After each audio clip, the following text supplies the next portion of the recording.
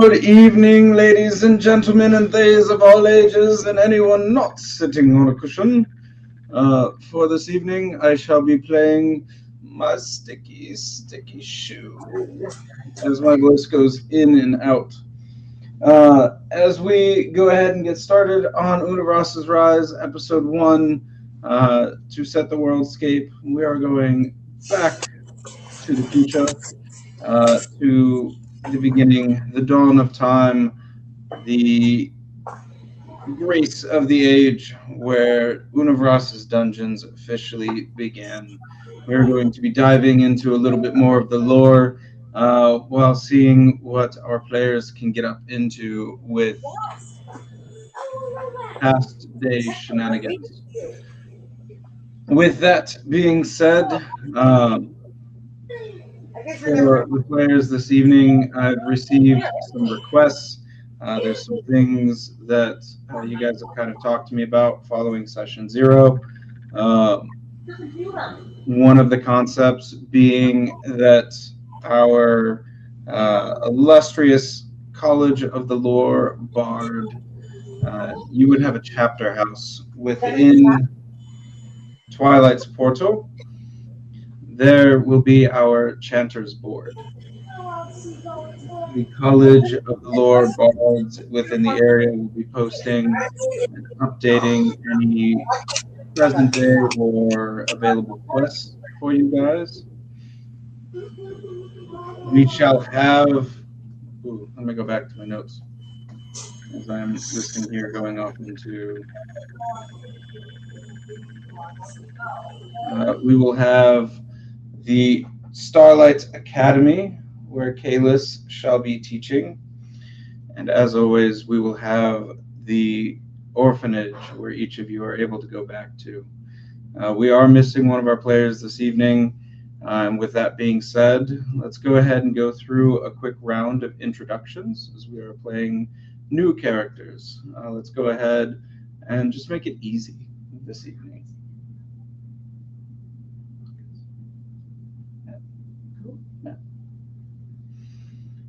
Let's go ahead and go directly underneath me, and let's start with Justin for introductions this evening. What's up?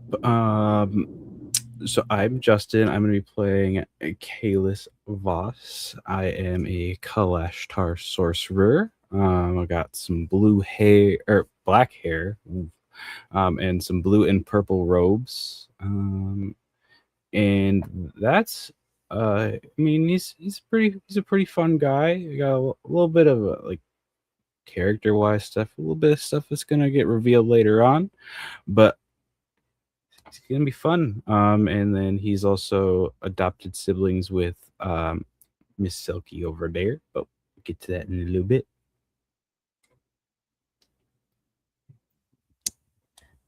I am playing Halcira, which will be your druid of the group, Circle of the Moon.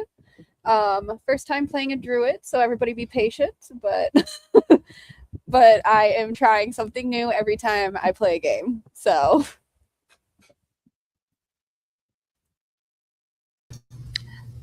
I am playing Ivy. I am the party's cleric.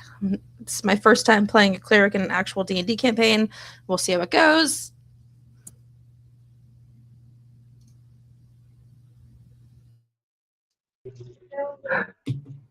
All right, and I am playing Trax. He's a plasmoid barbarian, and I'm super excited to be back with Unuvras and finding out the origin of the place that one of the 3 dwarven brothers originally was trying to help out in. So Trax is a bounty hunter, and he's got some pretty cool backstory, and it'll be fun to dig into it. This is a quick shot of what he looks like. He's extra small, like halfling sized, 3 feet. So he'll be a fun dude to play with, and he's got some quirky things going on with him. So we'll see.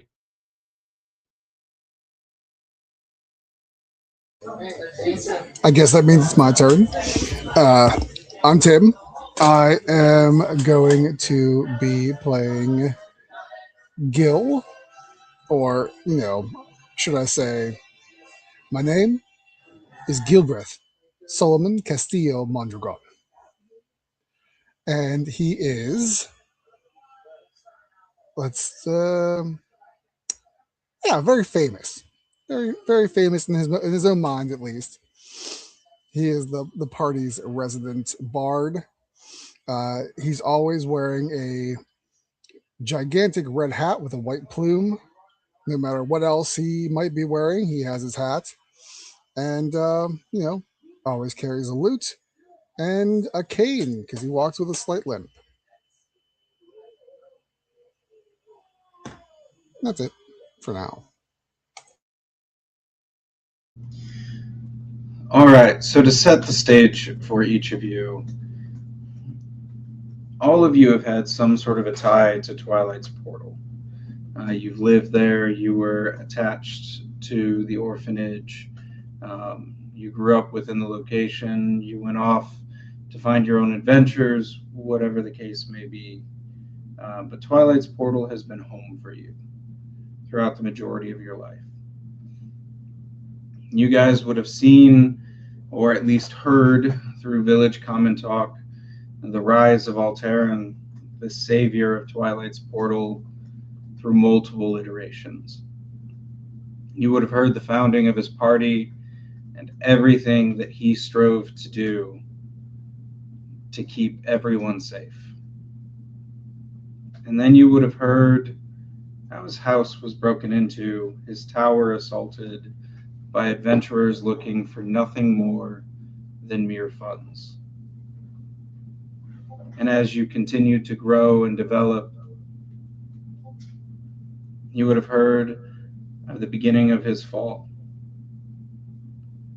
how he moved all across the realm, slaughtering adventurers, taking lives, wreaking havoc.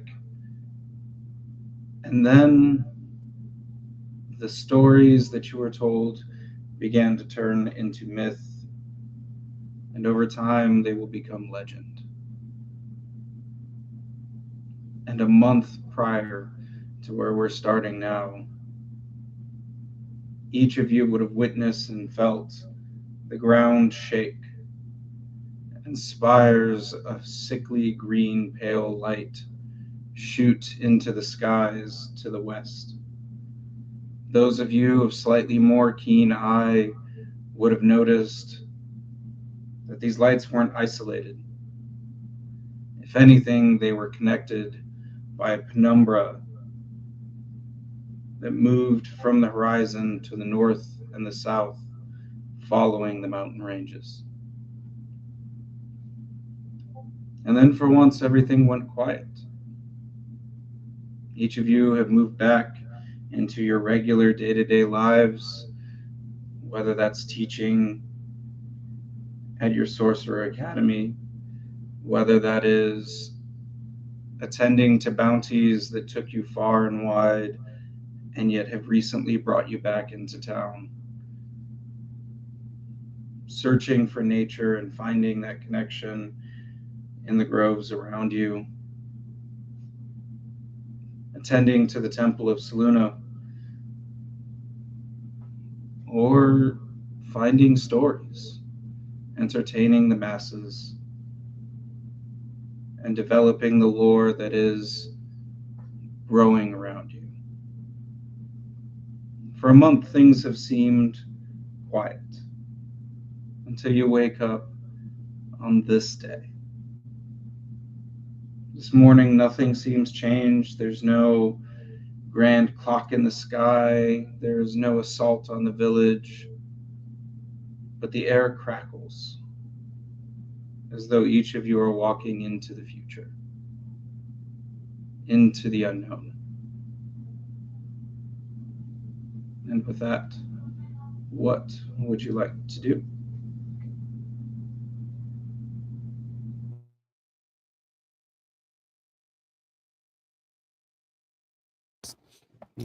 I guess I can kick us off.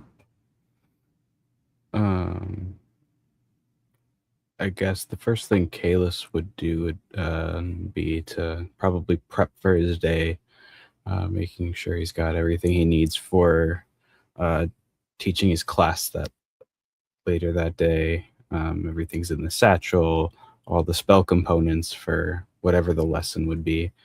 Um, and then on the way out, making sure that Ivy's awake.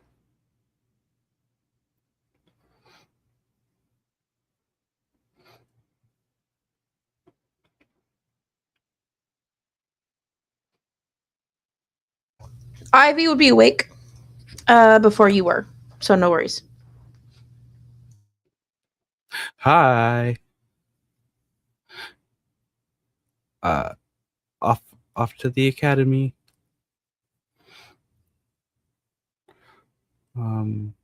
But did you want to do lunch today? She would nod. Yes, that sounds nice. Okay. I will see you at some point. For lunch. Yes. I will remember this time. Promise? And like she holds up a pinky. I'll use a little mage hand to pinky swear because I have to run. She just screams, "This doesn't automatically count, but I'll let it slide this time, brother." Mentally, you'll hear, "Sorry if I forget." And I run away to work.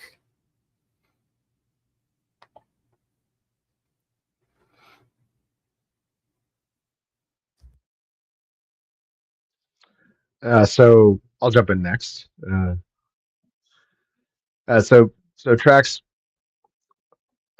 literally, very literally, slime rolls out of bed onto the floor, and then does like a weird jiggly shake to like get all the dust off of himself before he absorbs it, and then begins to don, his shift weave, which is a very odd looking garb. It doesn't look like much at first, and so he gets all dressed up, and then focuses for a moment on his appearance, and then he looks like himself again. So those of you who know him know what he actually looks like, which is a rather disturbing sight for most people. But you grew up with him, and he puts on a better face around the rest of the world, just to survive, just to make sure that he doesn't get called a monster. And you know, um, it wasn't easy always being on the outs, but he's come to grips with it. And now that he's a bounty hunter, his skills have come to use. So he saddles up one of his axe beaks, short little thing, and a black short little thing. Her name is Choco, and he cares about her greatly. And he decides that today's going to be a great sword day. So he's got the great sword in its scabbard on the front, and so his shield's on his back, but he's not super worried about like what's going to be happening. He can use one or use the other; doesn't really matter. And so he clicks her to a start, and then begins whistling her up into different speeds as he's bouncing along, down the road, and pulls up short with a sharp whistle, um, which sounds really shrill for someone his size to be making such a crazy sound. But it's one of those odd things that plasmoids are really good at is blowing air through, a hole. Um, so, so he really loves these birds because they listen to his calls, and so he hops down very quickly and walks over to the chantry board and starts paging through whatever's on there, trying to figure out, well, what are we doing today? What? He trolls on in his mind, and so he hasn't really, he starts mentally flipping through. You see his, if you were watching, you would see his appearance waver a little bit here and there as he's like thinking about different things. Like, he starts cycling through persona, seeing, who would be the best one to like pursue this person or that person. And you hear his voice changing every now and again. It's from a faint Scottish thing to, well, this looks kind of interesting, doesn't it? And eventually, he settles on his normal old self with his ponytail and his, bluish purple hair and his usual eyes, and he's picking through. Taryn, any ideas what we see on the board today? Oh, Taryn's out. I mean, Tell 'em what we for got. the beginning of the morning, Yeah, everything is flowing as normal. It is a routine day for you. routine day. All right. There is nothing. Oh, if you're looking at the Chanter's board, Yeah. so there is a quest to figure out what is going on as numerous farmers with unsubstantiated reports that may have been a little bit too much in the sauce have been seeing on the bridge leading out of town various forms of themselves, almost as though there is a heat wave. And Like sometimes mirages. they see themselves waving at each other. Sometimes they see themselves arguing with a neighbor. Sometimes they see themselves, chasing off the local vultures and parasites as they are doing their normal slaughtering and farm work. So there is a call for investigation upon the Chanter's board to determine whether or not these things are actually occurring, or if we just need to limit our farmers' intake of alcohol. You would see another quest.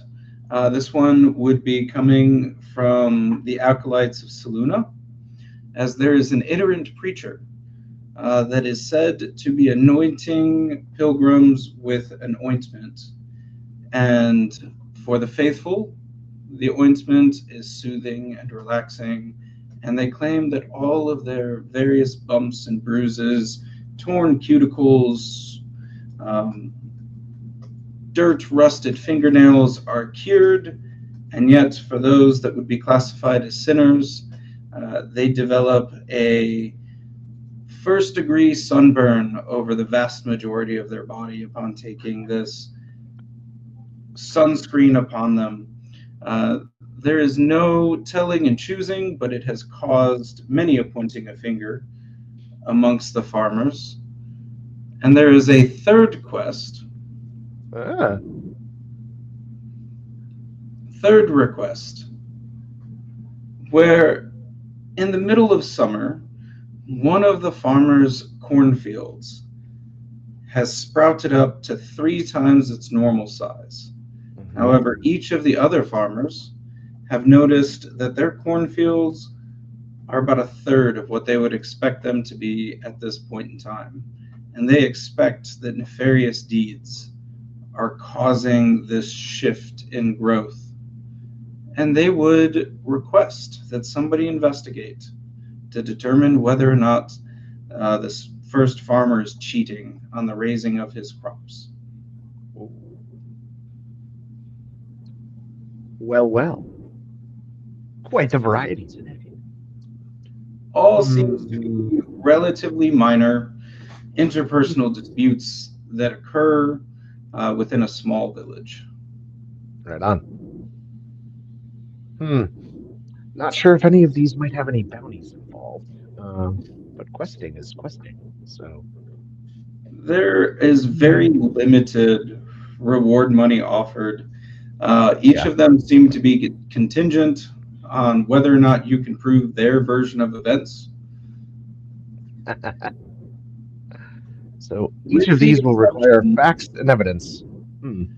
With the exception of the Temple of Saluna, they are simply wondering whether or not there is actually a pilgrim that is anointing people with some sort of ointment that seems to choose between sinners and faithful, and whether or not those faithful are actually faithful to any particular god, or whether this is just all random.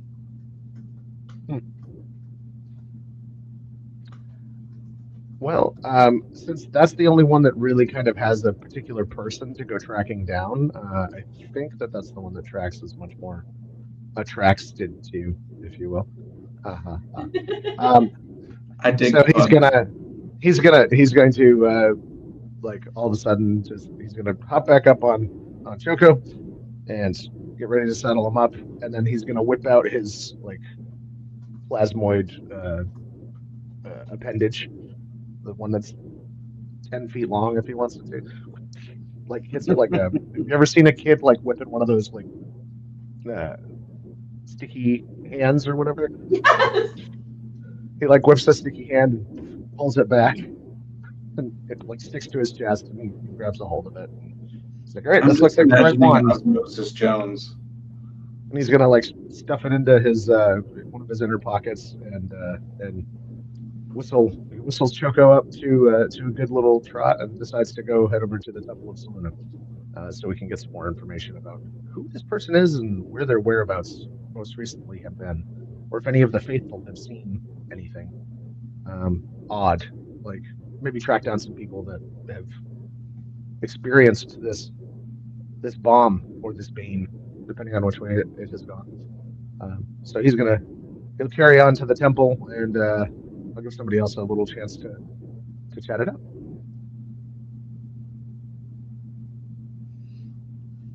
Well, I was going to head to Tim next, but it seems like he is. All right. As we wait for Tim's computer to restart, as your morning turns towards early afternoon, each of you would notice collecting over the mountaintops would be the start of a huge store.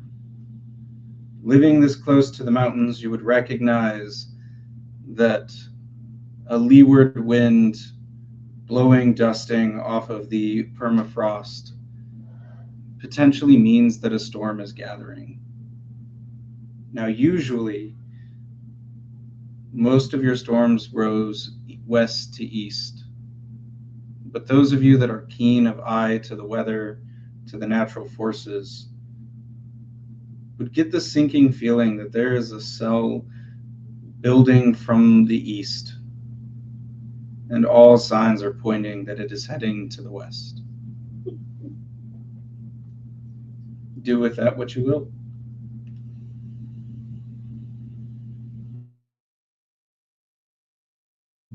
Computer restart is done. Tim, for your early morning, what would you like to do? Well, I'm assuming the day starts out like most days. Gil would. Yes, it starts out like most days. There's not a dwarf naked in a robe bearing all for everyone to see. I'm really sad about that, but I'm going to try and get past it.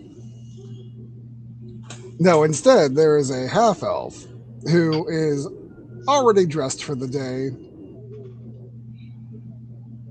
minus his signature red hat, which he quickly dons, as well as his cloak. He grabs his lute and his book of songs and poetry that is in various states of completion before tossing it in his pocket and just kind of heading out, oddly strumming the lute as he walks, just seeing who he can see and what might be afoot. So what you would see is mostly small village people going about their regular business. The sub-college of lore that is based within Twilight's portal has classes in session. The sub-magical institute has their classes in session. It is a regular weekday. You would see Ivy gardening as she is going about her day. You would potentially see a very small statured person on a black chocobo riding across town, looking at the Chanter's board just outside of your college. And there is a resident druid that does not seem to be partaking of much throughout the city, but she is finding her own peace and qualms. And if you are particularly astute, you would notice on the east horizon there is a storm building.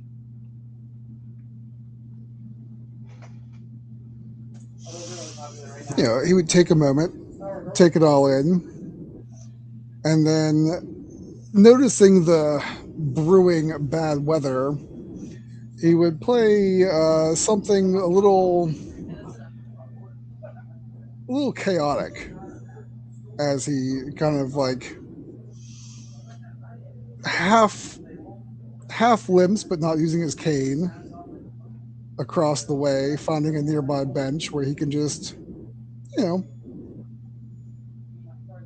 oddly play and perhaps earn a few coins from the passersby. Give me an Arcana check.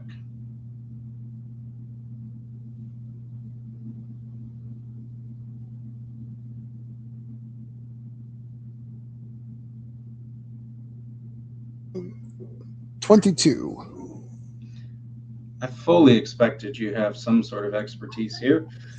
That is, I'll have you know, that's just regular proficiency.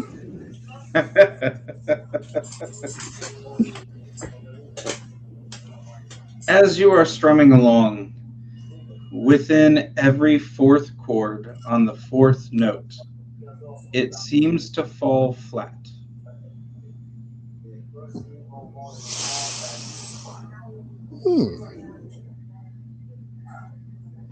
No, this I certainly do not like.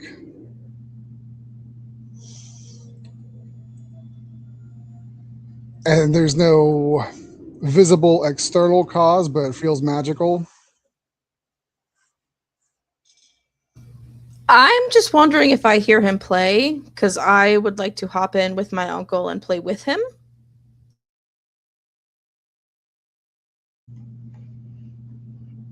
You know what? Random happen circumstance. Let's go for it. With a 22, the atmosphere does not seem conducive to the chaotic music that you are playing. It is as though the very air is affecting the way that your music would normally sound.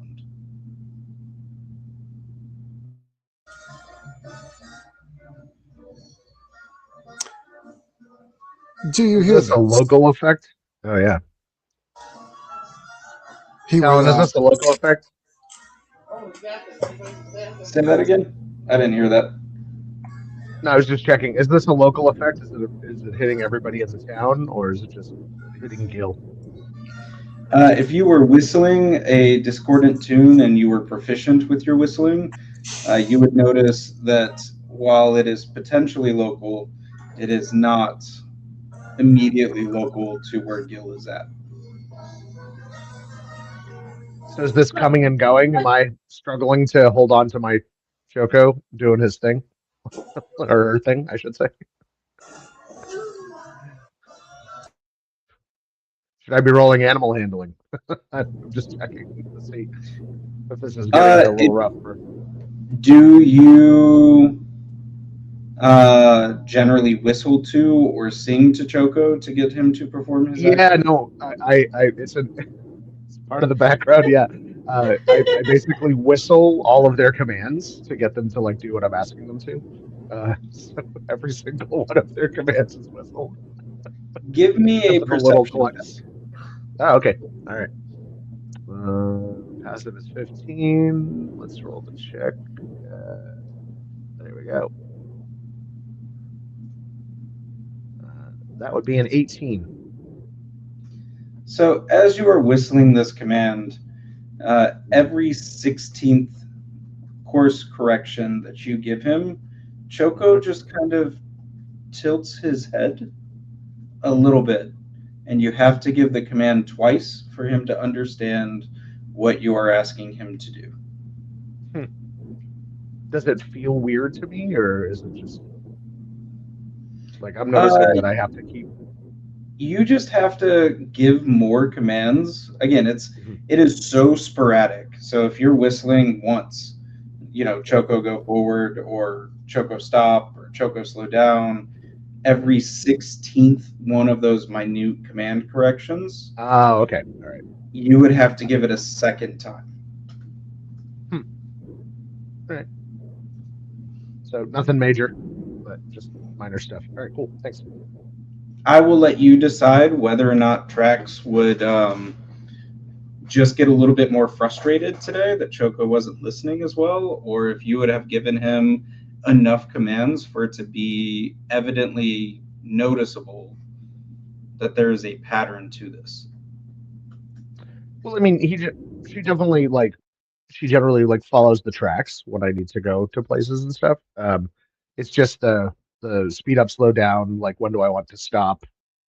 Um, there's some of it is guided with arms and pressure, and some of it is really it's the speed and the stopping that if I don't hit those commands just right, it can get a little hairy. And she definitely gets she gets rustled if she's not hearing the right commands. Throughout the course of the morning, like the entire morning, there's maybe one or two commands because you're not continuously giving this that you would need to repeat. Okay. It would be far more evident to Ivy or Gil, who are actively trying to play music, that there is a regular pattern here. Okay. All right. Thanks.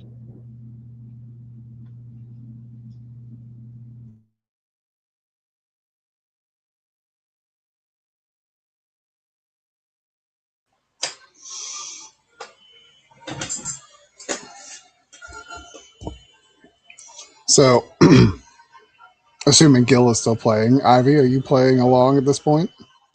Yes, she would have asked to have been like, "Hi, Unc," and grabbed her lyre and played along.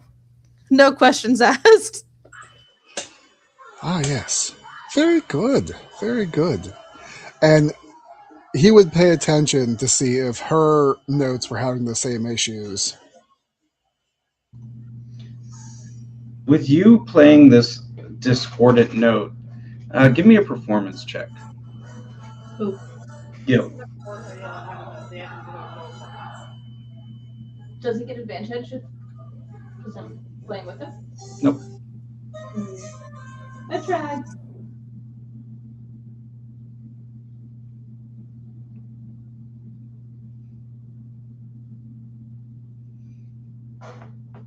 Tim, go ahead and give me a performance check. It's full. Is it one that acknowledges anybody's?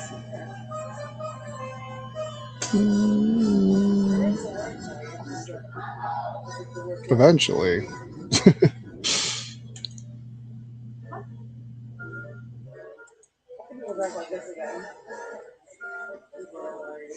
Okay. I'll have to switch to another dice. One moment. No worries. Because for some reason, D&D Beyond does not want to work. It rolled on my screen. It was a 16 did it? And then a 19. Yeah. Oh. It has not still not popped up on my side. Oh no.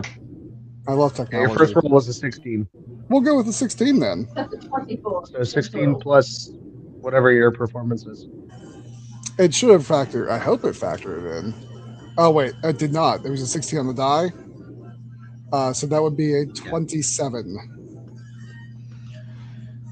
So, for once, Ivy, again, because she happened to roll a perfect 20 on this skill check for a 24, you start playing this tune that you are not sure that you have ever shown her, and she is somehow picking it up perfectly.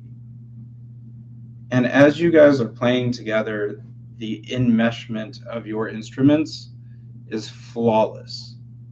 And both of you are having the same flat note on the fourth note of the fourth chord. And you're not sure, specifically you, Gil, if she is playing it that way because it's coming off of your lute that way, or if there's something else at work here.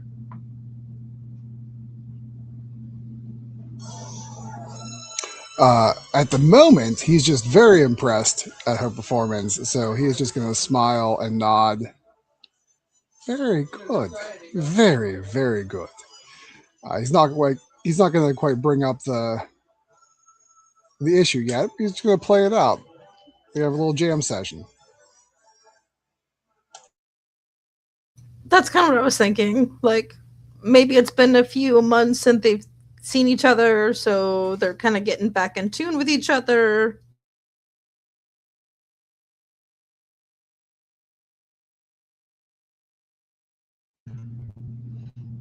All right, as that takes you into your afternoons, Kalis and Halsfira, is there anything that you would like to do moving into the early afternoon? Well, yes. I mean, I would think I was by them when they were performing, or was I not? In the town square-ish area. I don't know where you started. I apologize. If you would like to be there, that's perfectly fine. Fine, I was. And I would take the opportunity to kind of slink to the back of the crowd, because I'm a tall lady, so trust me, I can see. I don't need to be up at the front. And also, I don't like eyes on me. But as I'm walking to the back and I'm in close enough to the back, hopefully no one can kind of see, in a natural way, I would like to shift into my cat form. Okay. And then I would want to proceed to go through people's legs in the crowd and make my way to the performers and weave in between each of their legs and then sit promptly nearest to Ivy. So when you see this cat, it's a really fluffy orange stripy cat. And if you look close enough, she has a pendant with a moonstone collar that's made of twine. And it's the other way. She looks well fed, but she looks matted in places. So you can tell she's kind of been outside for a while. But yeah, so she's going to promptly sit and listen in between the two of them. Is this a common form for Halsfira that both Ivy and Gil would recognize? Yes, this is probably the more common form that they've seen her at the orphanage. She really rarely would have shown herself to the kids. And if Caitlin is around, he would recognize her too. Well, then I won't even have Ivy or Gil roll. You guys would both recognize that Halsfira is sitting at your feet, intertwining herself and listening to the music that you guys are making.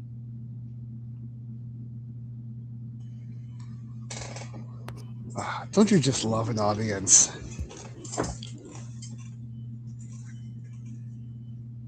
Meow.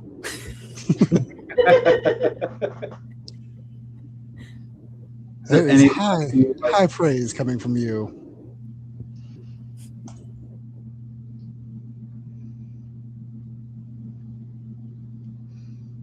Anything else from you three for your early afternoon? All right, Kalis, tell us how your classes are going. So today we are talking about like runes and stuff like that, and like amplifying spells and suppressing spells, stuff like that. And I cooked at my lecture so much that ADHD wizard sorcerer brain, because half my class is wizards, half my class is sorcerers, I killed it, and then I forgot about lunch with Ivy, which might or might not be a pattern at this point. She's too busy performing with Uncle, so she doesn't care. Which means he also forgot to eat. So he is just going through class after class, like up until like late afternoon. Like he's just like popping off, showing off like intro to cantrips, and like maybe a little bit of like how to do a runic circle, stuff like that. And he feels like he's really connecting, but like if you were to actually look at the class, like only a third of the students are actually paying attention to him. So that's kind of how it's going. But those third, that's who he's really trying to teach at this Give point. me an Arcana or a Performance check, whichever you would rather roll. Let's do Arcana. It's going to be a 22.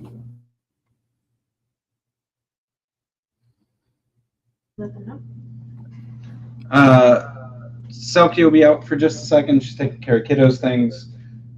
All right, with a 22, Kalis, you have a young wizard who hasn't even been able to grow his first beard. And he is sitting in the front of your class. And he just pushes the bridge of his glasses up a little bit higher on his nose, and he raises his hands up. And you already know this is going to be a problem.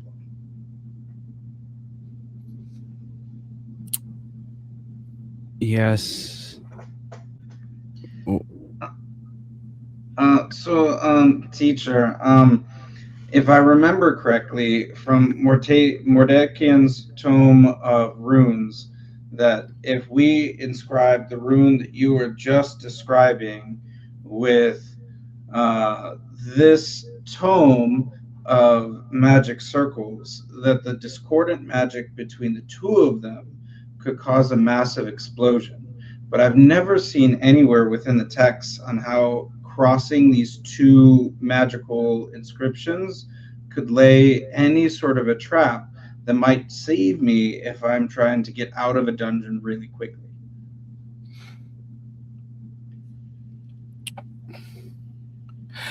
Okay. So,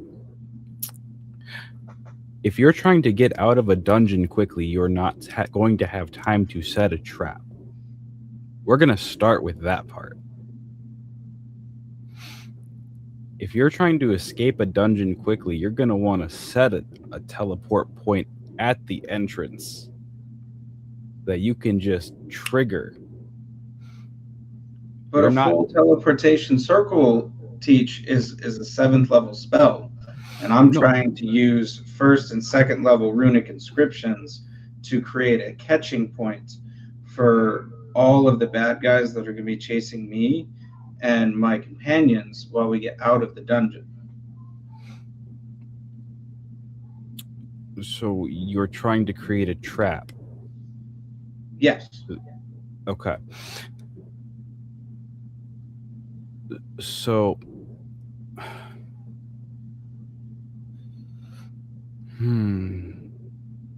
why did I offer to teach this class?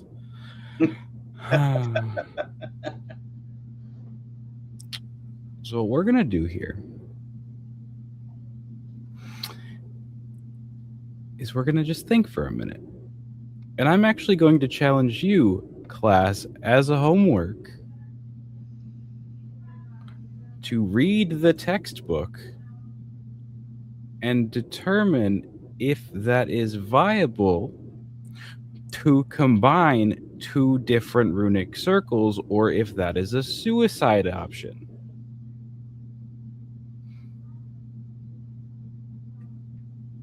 Class dismissed.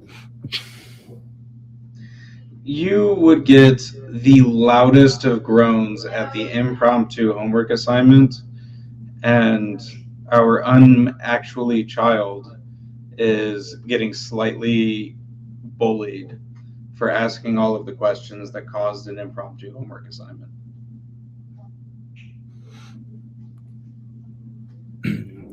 And just remember, this is graded. You have not restored order to your classroom. It is chaos as everything else is as they file out of your doorway. On the way out, I am going to subtle spell cast Calm Emotions. You know, all of a sudden, everybody is they're looking forward to completing this assignment. They feel like this is really the way to get into your good graces and show you just how magically adept they are. This is why I haven't gotten a bad review, by the way. You can look forward to many letters in your teacher's inbox about wording parameters and how long the essay needs to be and whether or not it needs to be in Wizards Psychological Edition format, 18th edition, or if it needs to be in Sorcerer's Sundries edition, 14th edition, or whether or not Twilight's Portal educational format, 4th edition, is equally viable. How do they need to cite their sources? What textbooks can they pull from? For the next, before your next class starts, within the next like 3 or 4 days, your teacher's inbox is going to be stuffed. I'm so excited for end of term reviews from my students. The amount of magical gaslighting that has been done to these children so that way they actually like me as a professor.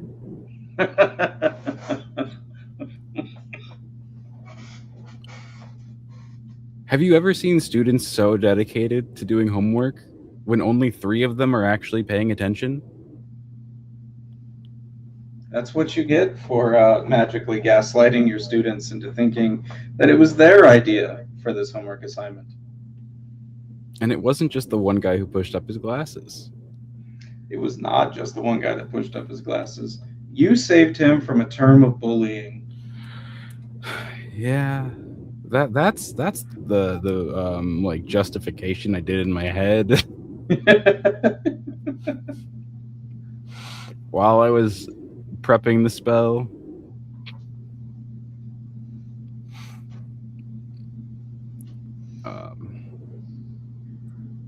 But once my final class of the afternoon is over, I will end up actually heading to the library to continue my research on like prophecies and portals and things like that I've been doing in the background.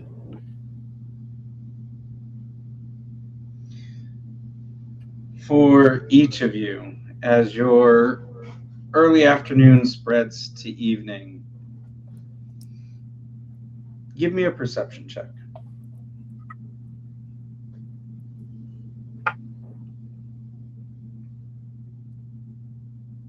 Justin, because you are indoors in a magical tower, buffeted and focused on all of your arcane research, give it to me with disadvantage. 9. It was already 9. 26. It was 9:55. I got a 17.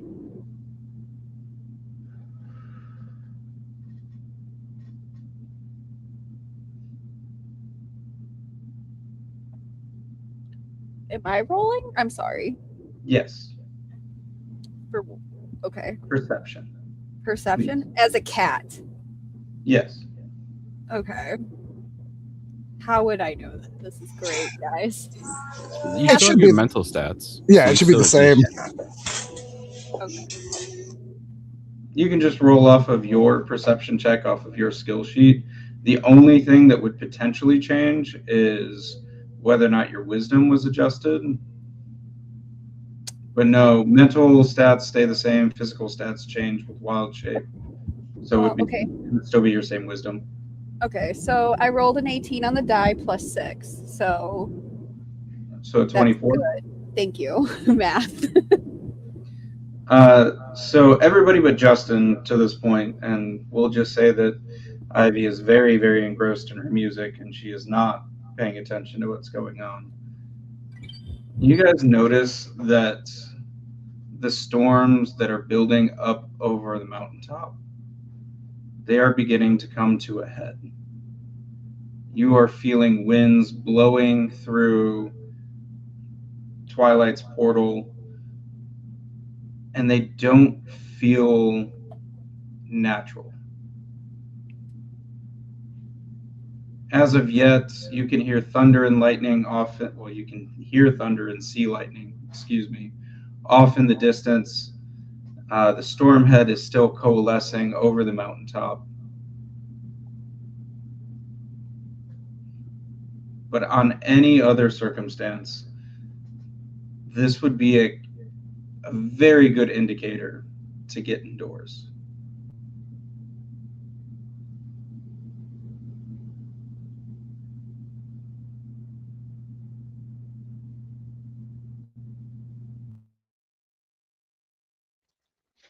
I know for Trax at least, he would be thinking a little bit at this point. Um, the heck with a bounty for right now. Let's call it a day and maybe go check on the orphans and see how they're doing over at Nissus, especially with the We'll, storm rolling in. we'll come back to Trax real quick since we've kind of moved through pretty much everybody else. So as Trax got into the Temple of Seluna, you would have seen spread out over many treatment slabs.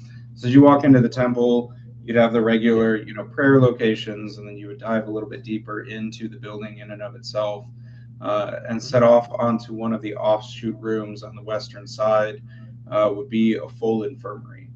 And so when you asked a sister at the temple if there had been any, strange occurrences going on, anybody that came in with like really mild burns that were over the vast majority of their body, you would have been taken into the infirmary, and you would have seen about 20 people, not critically injured, Wow. not seriously ill, Okay. but they look like they had a really, really bad day at the beach. But being a little bit more perceptive, you would also recognize that the sunburns don't seem to end at where natural clothing would end. It seems to spread further down their back, further down their arms. This doesn't look like a farmer or a farm wife was out in the field for too long. They would be wearing protective clothing. Bikinis aren't necessarily a thing at this point. Okay. But the sunburns are progressive. Okay. And as the storm started to build, you would feel almost a sense of chaos building within this infirmary. What about is the temperature of their skin like changing as the storm is going up? Or would I notice something like that if that's the case? Or give me a medicine check. Are they just having more symptoms? I'll give you a medicine check. That's fine. A persuasion check to be allowed to investigate further, and then depending on your persuasion check, give me a medicine check. All right. Well, I just rolled the medicine check and I got an 18 plus 2, so that was good because that was the first one you asked for. But here's the persuasion. Can I persuade them? My persuasion's a 12. So check out one of the 20 who seems really desperate to understand what's going on. And as you started to kind of investigate and look further, right, as you look outside of a window, as the storm clouds start to build, the sunburn begins to spread just a little bit. So I can see it, you can see it progressing through their skin. Like you would go to lift up a shirt on this poor old farmer that's scared outside of his mind, and you would see the line of his sunburn go from like the bottom of his scapulae down about mid back as a pulsation within the clouds started to occur. So would I be thinking more Ivy or more Kalis, or probably both of them because they're friends It from. looks like and is slightly warm to the touch, like a sunburn. All right. Well, so I'm thinking magical flu, and I don't understand that. Like, so yeah. No, no. Who would I think to turn to them, or would I just kind of like try to figure out who this pilgrim is that has been spreading stuff around? Does anybody remember him or them? I don't know if it's guy, girl, what. All they remember is that he came out of the east from the Mhm. mountains, and Oh, they great. found him around the bridge. And he Oh, offered so the them bridge. a good morn, Hmm. and he gave them an opportunity to prove whether they were a saint or a sinner. Oh, is that how he phrased it? That is how he phrased it. Okay. And so then he pulled out like a bomb. Maybe I can He pulled out like a vial, is the way that it a is vial. described. Okay. And All right. the vial was For pressed to the inside their of each head. of their wrists. Ah, okay. And Huh. for some of them, the ones that aren't here, you would hear that this is all anecdotal, right, from the quote unquote sinners, the ones that are in the Right. infirmary. Um, one man says that he remembers that when the vial was pressed to one person's wrists, Yeah. he announced that his arthritis was gone, his bunions on his feet no longer pained him. He was ready for a long day in the fields, Wow. and he blessed the pilgrim. For everyone in the infirmary, though, they regret the day they allowed him to put the ointment on their skin. Wow. Any ideas on like how many? Was it about half and half, or was it a lot more people that were blessed and fewer that were cursed? Apparently. I think history works best for this. Give me a history Okay, I'll check. or investigation, either one of those two. Yeah. I'll go investigation. That's fine.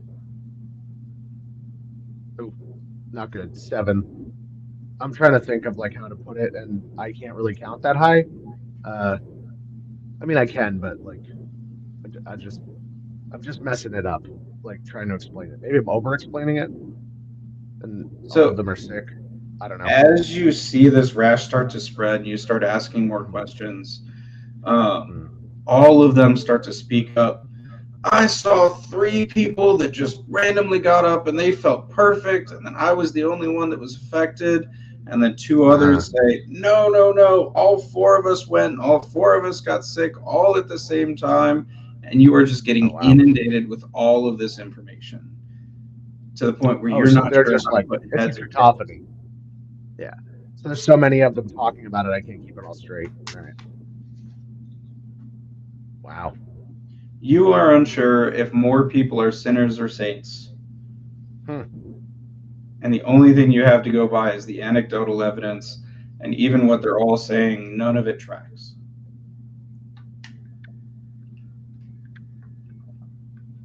She wearing, whatever. He was Bridge. described Bridge. as an exceptionally tall man, Hmm. fair of hair, bright of skin, in golden embroidered robes, sashayed with black velvet. Oh, okay. Huh. Interesting. All right. So, and this all happened by the bridge, It all happened by the bridge to the east.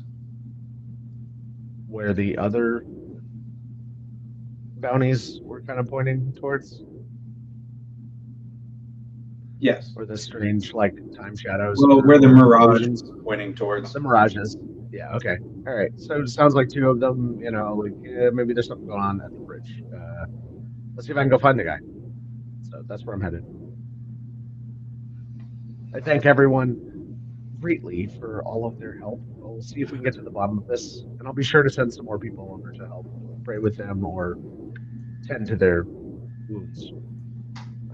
And just kind of shaking my head, going, "Wow, this is weird."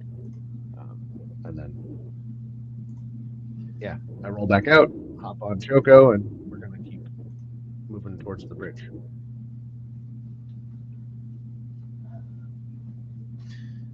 As you are heading towards the bridge is where you will naturally realize that this storm is building and the wind is funneling in towards town from the east. And it is going to be much worse as you head in that direction. That doesn't sound like fun, but we're gonna brave it along, and hopefully Choco doesn't freak out. So. Okay. Moving back to the rest of the party, except for Kalis, because you are completely unaware and you are working on your 4th doctorate thesis on the runic effects of typhoid fever and how certain cures can affect other things. I don't know, whatever you're researching at the moment. You are fully engrossed in the books that you are studying.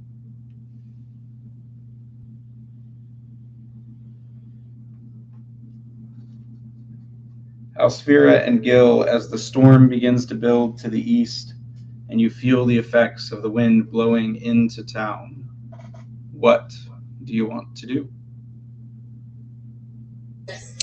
Well, I would say if we're still jamming, it's probably time to not be doing that anymore. So Gil would just kind of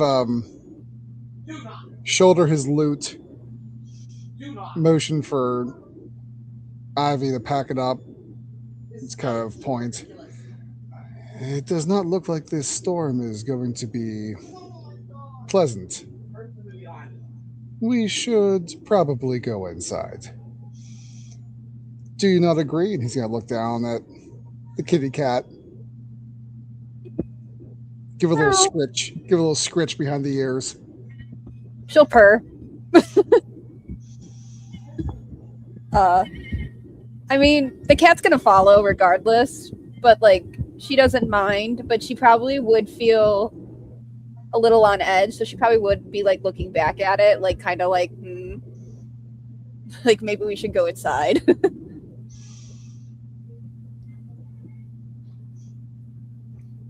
Yeah, definitely, keep an eye to the sky, but just try to get off the street. All right, as both of you take an eye to the sky, and again, because Ivy is taking care of kids, we'll have her follow you. This seems like a good place for us to take our bio break. And then we will come back into it. Justin, if you don't mind clicking the button.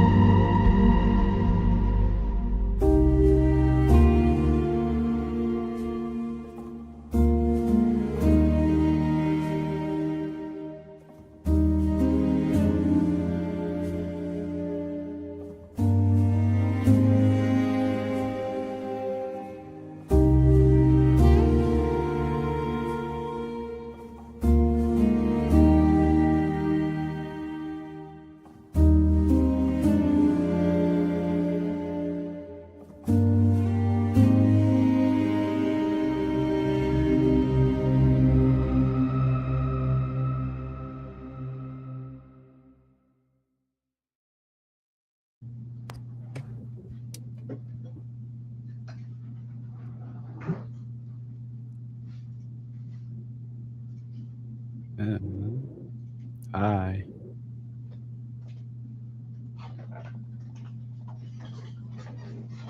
I told him you were. Oh, Sorry, kiddos were kiddoing, and dog was burning up in the Alabama heat. So, as we come back to Unuvras' Rise, each of our players have taken a nice relaxing morning or had to deal with their actually student.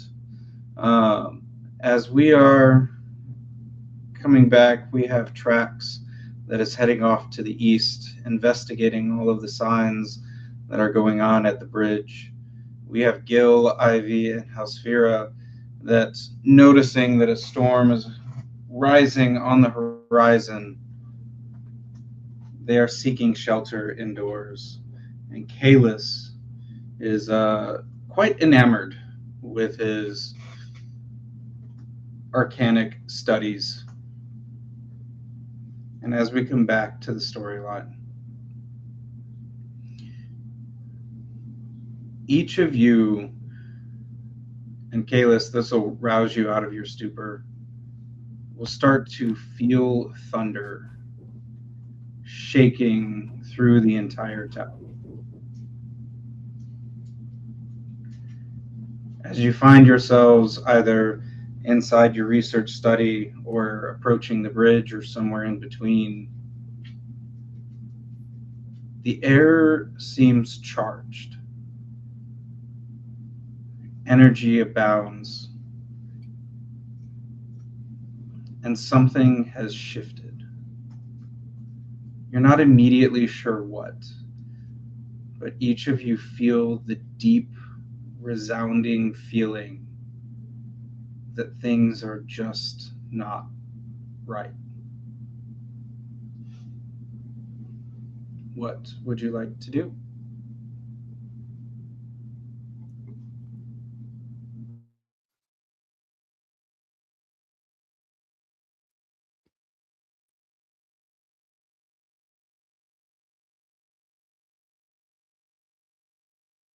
where are we? Gil, Hasfira, and Ivy, are you guys heading to the Temple of Saloon? You guys just said you were searching for cover. Yeah, I wasn't sure where we were heading exactly, but the goal was to get inside. But okay. So we feel this offness, right? Can we discern if it has a source or is it just everywhere? Give me an Arcana check.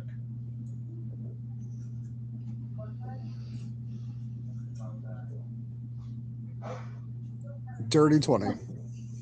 Can I give him the help action? Go for it. Roll with advantage.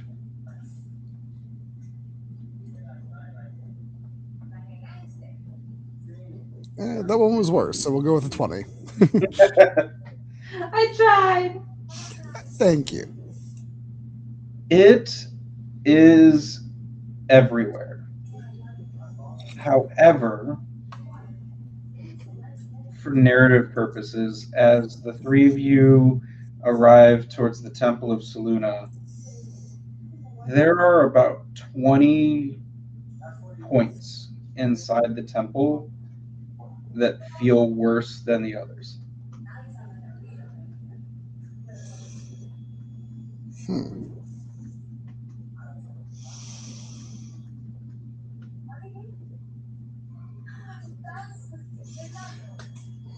Well, this day certainly keeps getting more interesting.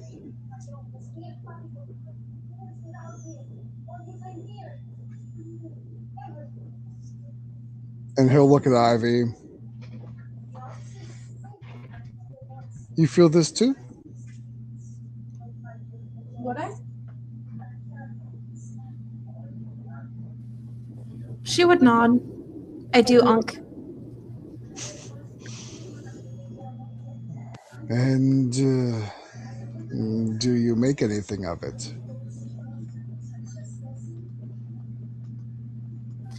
Is there anything I could roll to see if I could figure out where that energy is coming from?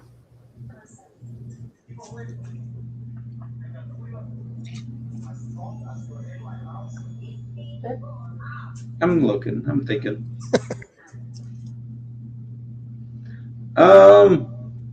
We've already had him rolling Arcana. I would give you either a nature or a religion check.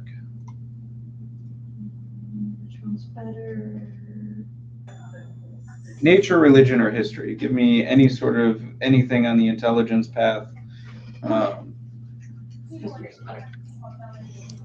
will try to help by playing a little tune. Are you giving a bardic inspiration, or are you giving the help action?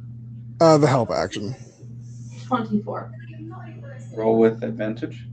24. History-wise, there's nothing that immediately comes to mind.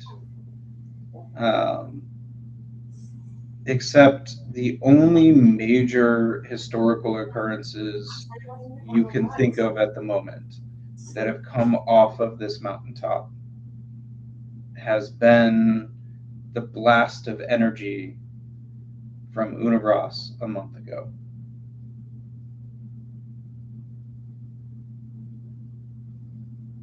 And this would feel similar to you that it felt that day. Not quite the same, but similar.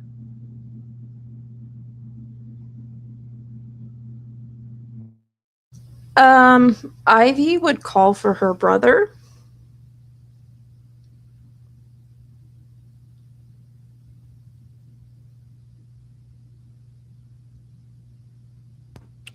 So I'm in my office right now.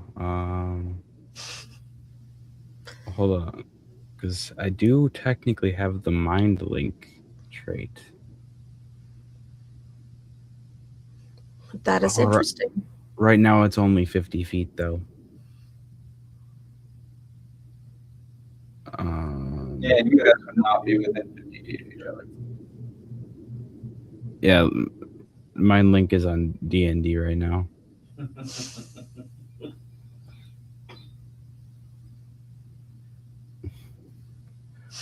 Well, then can Ivy go like?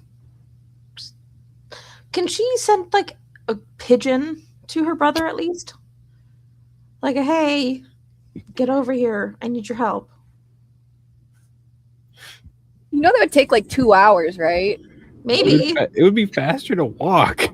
I was going to say, I'm not well versed on the Go ahead, concept of send a using pigeon. homing pigeons within the same geographical location. This feels so overcomplicated.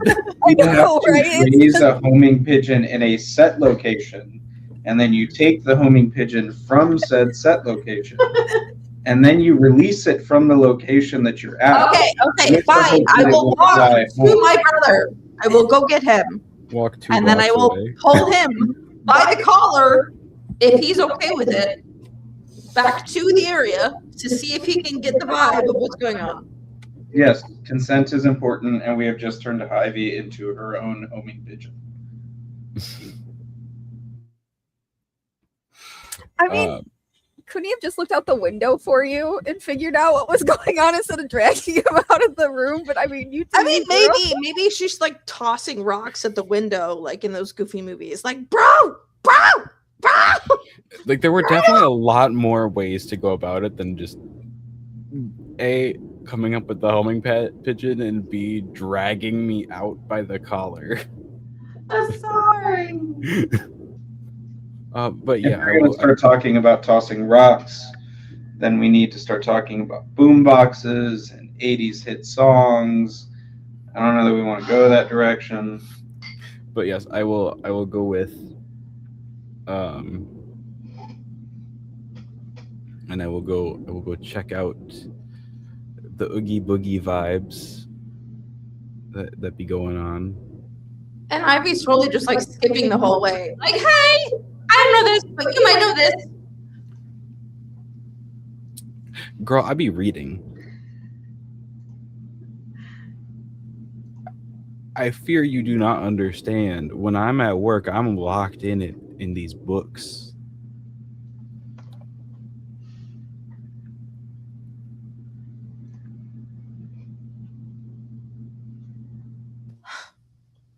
I do understand, but sometimes books are not the only thing. And she's just gonna like skip away. Like, come on, come on, come on, come on. I don't know this. You might know this. You're the smart one. I'm the pretty Okay. one. Oh, so now I'm not pretty. Ew. I didn't say that. I'm pretty sure you just called me ugly. I I'm pretty sure she just kind of did. Just because I'm smart doesn't mean I can't be pretty? What the fuck? She's just going to look at him and sort of cross her eyes and skip back to the direction where she's going to. And then just in your head, you're going to hear, you walked into that one. And she will turn around and nod and then turn around and skip back right where she needed you to be. Okay, so Oogie Boogie vibe assessment.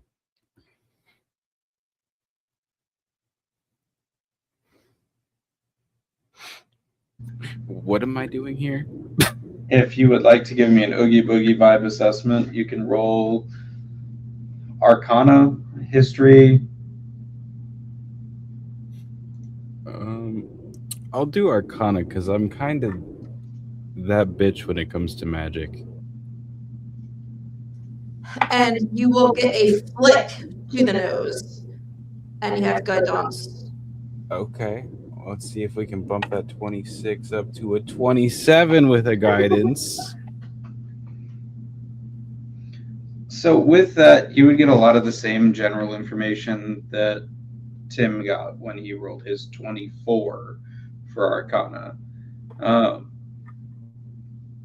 There is a general atmospheric vibe that you, specifically as a spellcaster, would start to recognize as feeling very similar in magical origin and magical nature to essentially the bomb of magical energy that went off a month ago at the top of the mountain peaks. However, just like Gil, you would also feel 20 very distinct minor presences of that magical nature within the Temple of Saloon.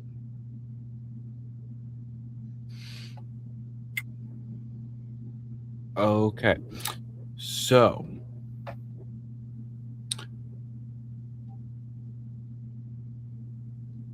remember a month ago when a bomb went off?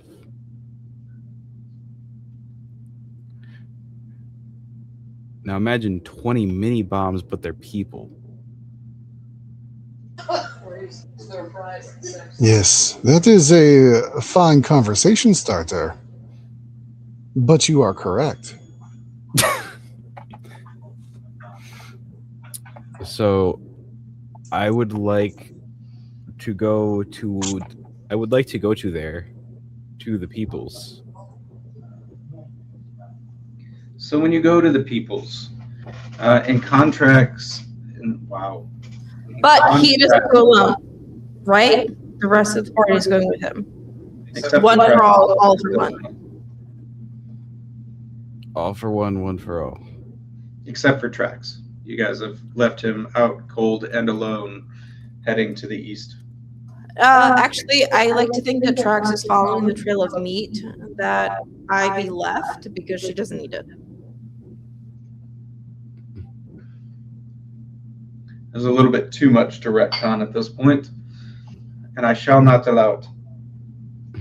Rude. So the peoples. So, in contrast, when Trax walked into the infirmary hours earlier, he saw farmers, regular towns, villagers, people that were developing a sunburn, that as the energy was pulsing off into the mountainside, that sunburn was progressing. The four of you walk in to 20 pockmarked villagers with their hair falling out, shuddering within their beds. And you hear one pervasive sound. Thirsty. So thirsty. Bring me water. As 20 voices arise, demanding liquid sustenance. Each of them shivering in their beds, their flesh softening, their hair falling out as they become desiccated.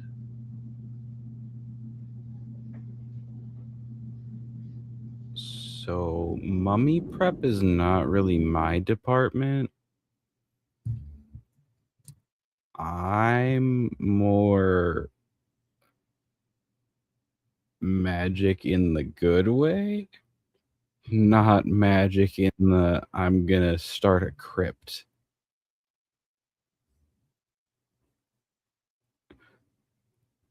I'm just gonna back away or I'm gonna cause a problem. And I'm gonna slowly slink out of the room. Are there, like priests or priestesses, or like medics of any sort tending to these people? There are. You would notice an entire, essentially, coven or I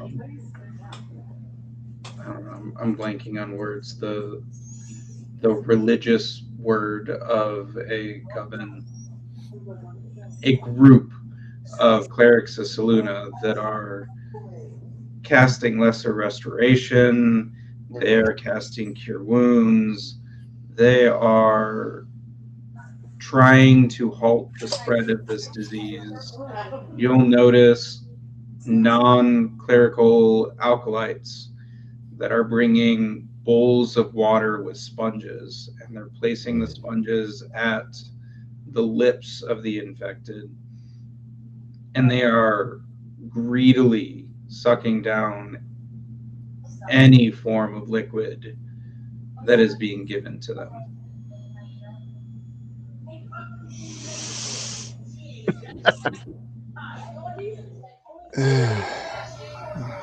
Is there any way that I could maybe, like, as she walks in, she pulls her amulet of saloon out of her dress and is asking for information. What is going on? What is happening? How can she help? How can the party help?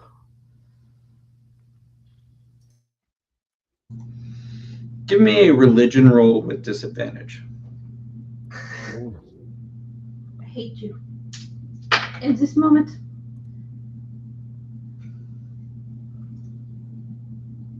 You said religion? Mm-hmm. 17. With a 17, you're unsure. It seems as though there are things that could be done, but the way that you phrased it, there doesn't seem to be much that you can do. And that is the feeling that you get.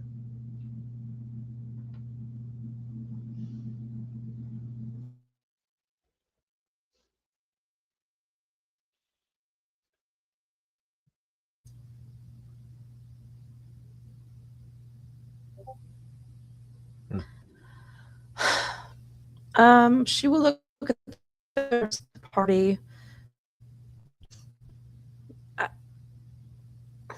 The Mood Maiden is not talking to me right now. Do you guys have any ideas?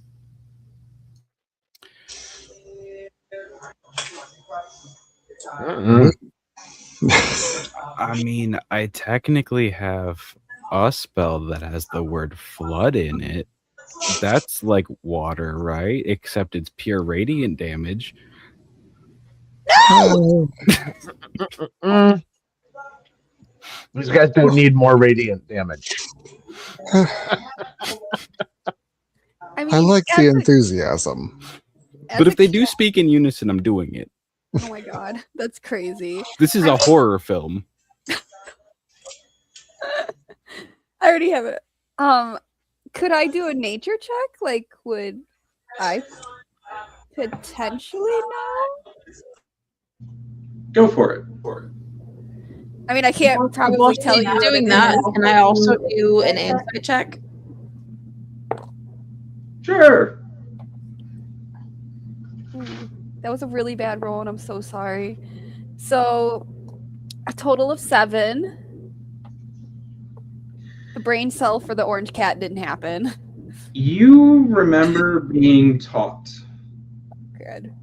by a very older arch druid that when all else fails in nature, fire seems to cleanse everything and allow life to start anew.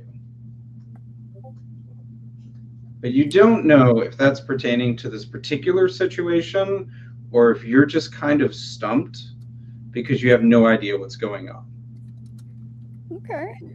Little radical idea for one side. Like, if it's just like, I don't know what else to do, I'll just catch him on fire. So what specifically with your 28 are you trying to insight?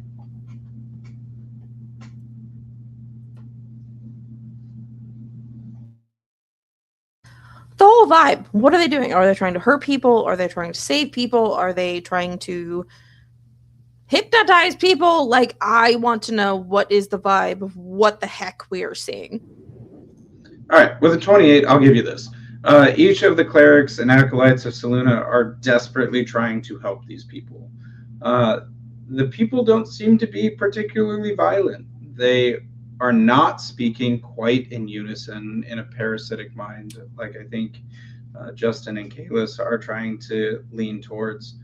But the more water that they are drinking, the more that it seems to be adding to their thirst. The longer that things go on, the more that their bodies are beginning to desiccate and their hair is falling out. But they don't seem to be violent at this point. They are literally just thirsty, burned, withering villagers that are desperately hoping for somebody to help them and to save them.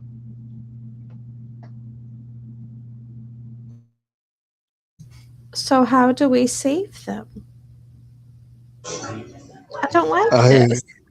I do not like this either. Have I read anything about like anything that would cause something like this?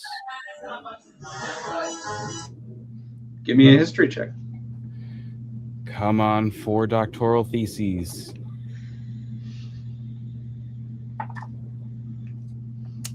Natural 20 for a 24. You know what? You're going to derail my entire storyline, but let's roll with it. Let's do it. Go, Justin. You remember when you were researching your second doctoral thesis that there is a spell not found in any wizard spell book, not anything that is common knowledge, not anything that you think that you could recreate, as the specific magical circle or runic inscriptions were not present in this writing. It was more an anecdotal reference that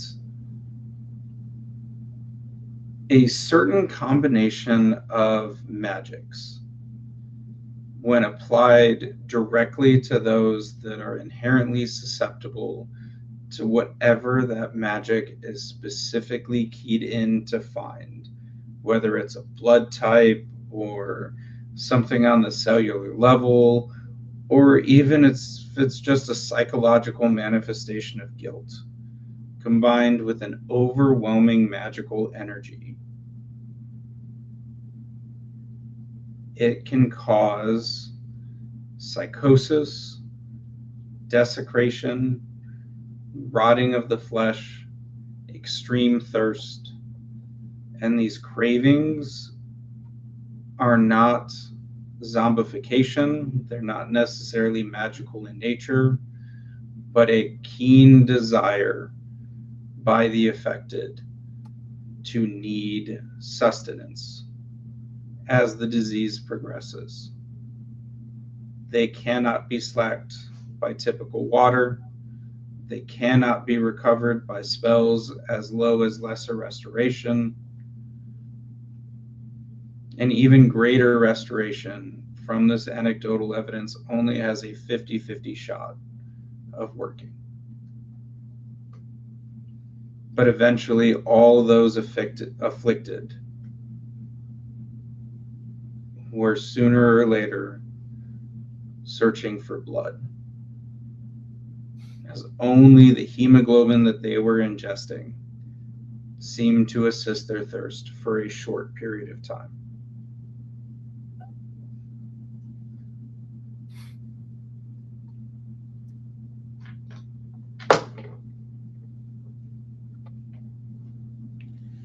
Retro.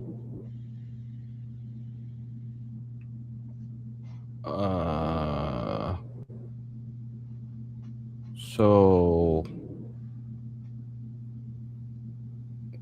the mummies want blood, making them Does anybody know? mumpires. Does anybody know Wish? We're level 5.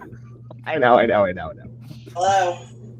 Okay, so I Unless we need a little high quality H2O. I do not like the sound of this, There was an hour and 50. but There's an hour and 16 on the there must playing with Parker. be a way to fix it. Do we have a blood center? Yes, we will. Goodbye. Love you. Not that way. Goodbye. You can call me when it's Look, done. there are two options here. Pause it again. One, we start a blood drive. Everyone gets a free T-shirt if they donate. Option I am 2, curious they on the die. concept of a blood center. So give me highs or lows. Hi. Unfortunately, this particular Temple of Seluna has not received the supplies nor learned how to do blood transfusions.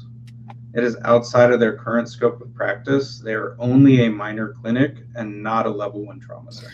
Okay, so what do they need?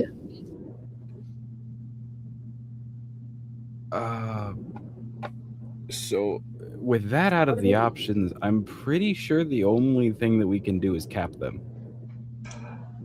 Okay. Again, enthusiasm is there, but perhaps there is a third option. You said yourself, and you felt, these people are intrinsically connected to that explosion of energy. Oh my gosh, you just gave me an idea. Am I going to like it? Okay. So I do brain magic, right?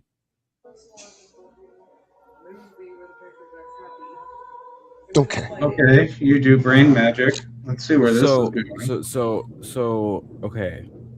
How many does this do? If this is like connected to their desires and it's afflicting them pain, hypothetically, could calm emotions separate that for long enough to snap them out of it, say, don't want that, and start the healing process? Go ahead and give it a try. if you want to use the spell slot. Okay. Well, first I'm gonna use some sorcery points to get the spell slot back that I used before. Because I have. Would he and I be fun. close enough that I could give him guidance? I mean, he doesn't necessarily need guidance for calm emotions, but you can give it to him if you want to. For good measure, I will. I'll just like pat him on the back of the shoulder. I mean, I am kind of using a spell not necessarily as intended, so. So you cast calm emotions. Remind me how many people you can affect with that. I can attempt to suppress strong emotions in a group of people, every humanoid in a 20-foot radius sphere centered on the point I choose. So we need to be moving some bodies. I'm thinking in a pyramid shape.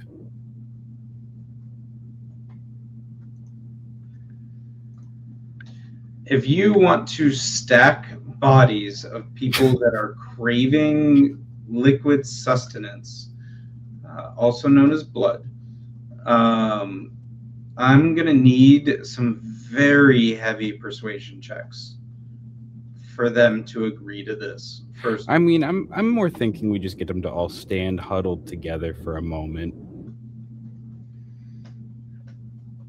I would need a less heavy persuasion check if Or you want all of maybe- these people whose bodies are desiccating and hair is falling out to stand in a circle for you.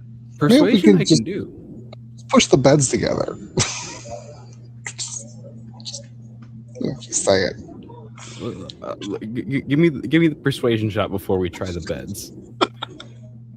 Because the beds, there's a chance I miss. This way we get them all squished together, like when you put all the sticks together and rubber band them, like that.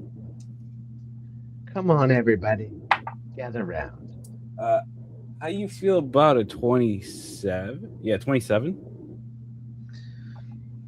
All right, 27 works. And with you planning to cast Calm Emotions, we're going to cut there. And we're going to move over to Trax.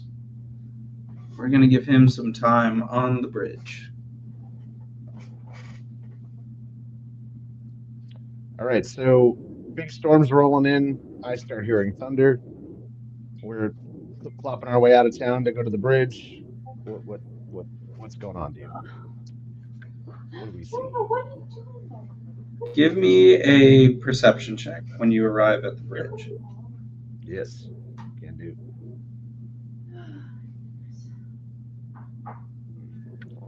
I'll roll my real die here. That is a 15. 10 plus 5. You arrive on the bridge and you see various people Okay. embracing themselves very closely. And you're just themselves. moving across the bridge. Hmm. Nothing really seems to be that suspicious. Okay. Do I see the pilgrim anywhere? The tall man. Tall man does not seem to be in evidence. Okay. Is there anyone who looks like they've got a really bad case of a fever breaking out, or anyone passed out on the side of the road, or anything like that? Currently, you see a group of about 30 to 40 people who seem to be celebrating. Ah. Okay.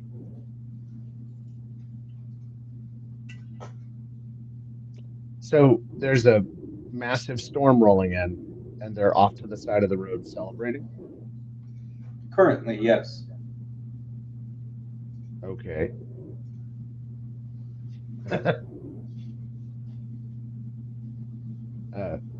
Traxter starts shaking his head and says humans to himself. Like I don't get it. Humans. So I'm gonna roll up. Can I recall? Does Trax think that these are the guys that may have gotten the good blessing off of the ointment or the oil or whatever? Like, I guess I can go up to them and ask. I would say that you're not quite sure, but that's not an unreasonable supposition.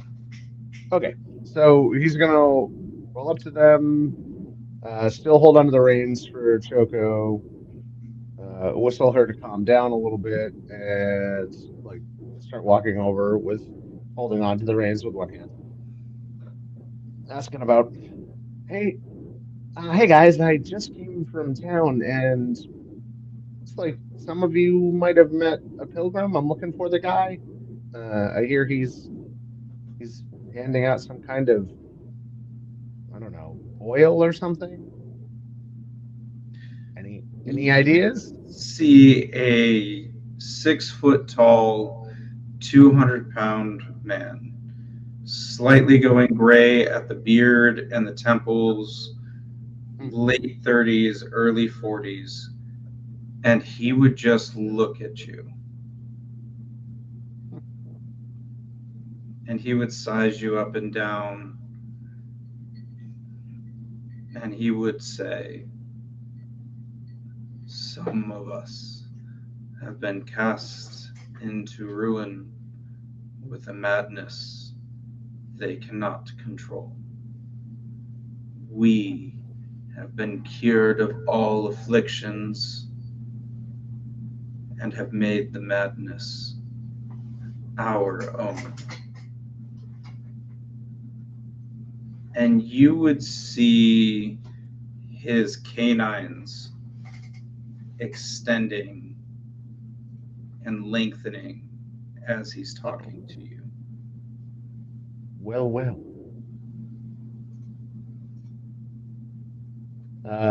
So I think if Trax had hair, like real hair, I'd be standing up on its end at this point. Yeah. It's where's the mummies? Yes. So,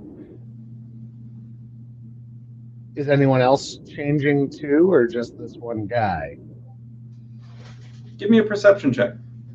Okay. I'll roll it again. +5 here. 22. 17 + 5. Everyone around you is changing. Well, my math abilities aren't that bad. I'm going to nope my way back because I don't care how angry I get. I don't think I can take all of them. so let's get back to the maybe head back to the church. Or would I be thinking about the children? Like, I don't know who we're worried about here. I mean, you tell me. The rest of the party is at the church, so if you want to head back there, not that you would necessarily in character. No, well, but I would have found something else that's a little bit crazy that has to do with this, and I'm working for the church, so that's why I was thinking that. But like, that's fair. I also don't. Did we decide as a canon that Nissa's is to the south of the bridge? We decided that it was south of the bridge along the river, but it is further away than the church and the rest of Twilight's portal would be. Okay. Yeah, I don't know what my toss-up would be. Why don't you give me a high and a low, and I'll figure out which way I think you would. Let's go for the low. The low. All right. I'm going to go D10 on that. Actually, no. A barbarian's favorite die. A D12. Hold on. Ooh. I rolled a 12. So he's going to go back to the... he's going to go back to the church. Okay. Just sticking with this is crazy news, and I think I can probably outrun these guys on my bird. So, um, plus I'm assuming that the kids are all locked up tight for the storm coming in. But we'll check on them later. Uh, yeah. I mean, I'm assuming these guys maybe. I'm just wondering if there's anything I can do on my way.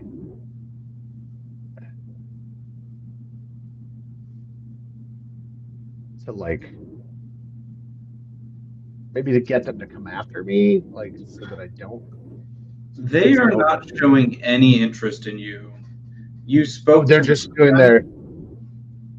But they seem to be having a communal Right. pile congratulation. Mm-hmm. Everybody is feeling a huge sense of euphoria currently. You do not even rank on their radar. They responded to you because you talked to them. Right. That you don't matter. All right. So if I don't see them any moving at all as I'm kind of like looking behind me, all right, I'm definitely gonna head back to the church just to let them know what the heck is going on. And we need to like figure out what's up with these guys. Like, obviously, they seem like they're a barely contained threat at this point. If they're growing fangs. Like I've seen some weird stuff, but even I know that's not good. So, and very dangerous. So, all right, you get back to the church at about the same time that everybody else has started to go down the path of maybe we just burn all of the bodies alive. All right, yeah, I'm like slamming the doors open. I am, going to be making a lot of noise about this. Like, guys, is anybody here from the church? I can't see anyone. Obviously, there's no one upstairs, right? Everyone's downstairs trying to pray for everyone, right? You would see a general congregation. You've got a couple of for using. Oh, all right. they are offering prayers and alms at the altar. Um, the church is definitely filling up with people that are afraid of what's going on outside. The wing of the infirmary is offset. So if you slam the doors in the middle of the church and you go, guys, you're going to have a bunch of people looking at you. Yes, I am. Hell no. I'm here for it. That's awesome. And then so I go, guys, as I open the door and I go, oh, sorry. And I slowly close the doors again and then like kind of like sidle off to the side. Yeah, almost, yeah. And then like try to find my way downstairs to go look at where the other people are, and so I can talk to the folks that hired me. You would have a very stern, silver-haired, matronly woman.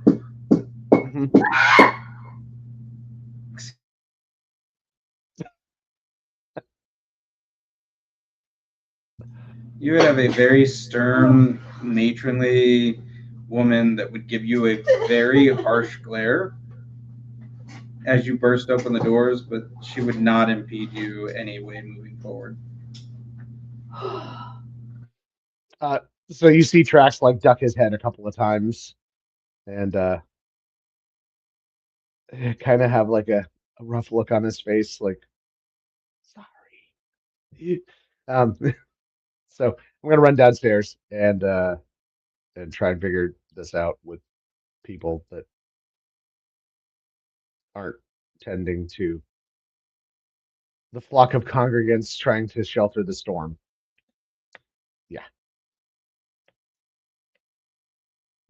And as you head downstairs, you would find yourself at the entrance of the infirmary, and you would meet up with the rest of the party. Oh, all right. So I'm still pretty excited about what's going on because this seems like an imminent problem. maybe not necessarily a threat, but definitely a problem. And do I notice that the people that are down there are way worse now? Oh yeah, you don't even have to roll for that. That is very clearly evident that Okay. The passive perception everybody in the pickup on it. basement they're much worse. However, Right. you specifically would notice that there is a counterpoint here. Everybody on the bridge was suffering from a sense of euphoria and dedicated happiness, and everybody in the basement seems to be suffering. They are struggling with what is happening with them. Okay.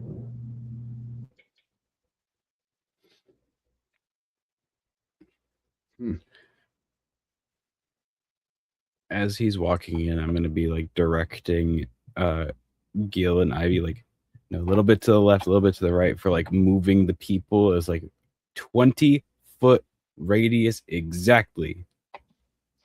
Or 20-foot sphere exactly. It needs to be perfect. And Helsera would be where in that respect?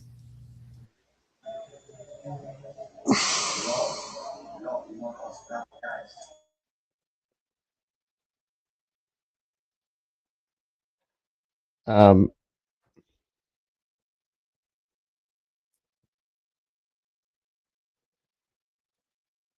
so Trax is trying to figure out what you guys are doing.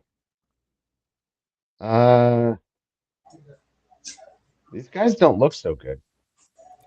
Well, I'm working on fixing them. Gosh, give the guy a break. I was working all day. He has a plan.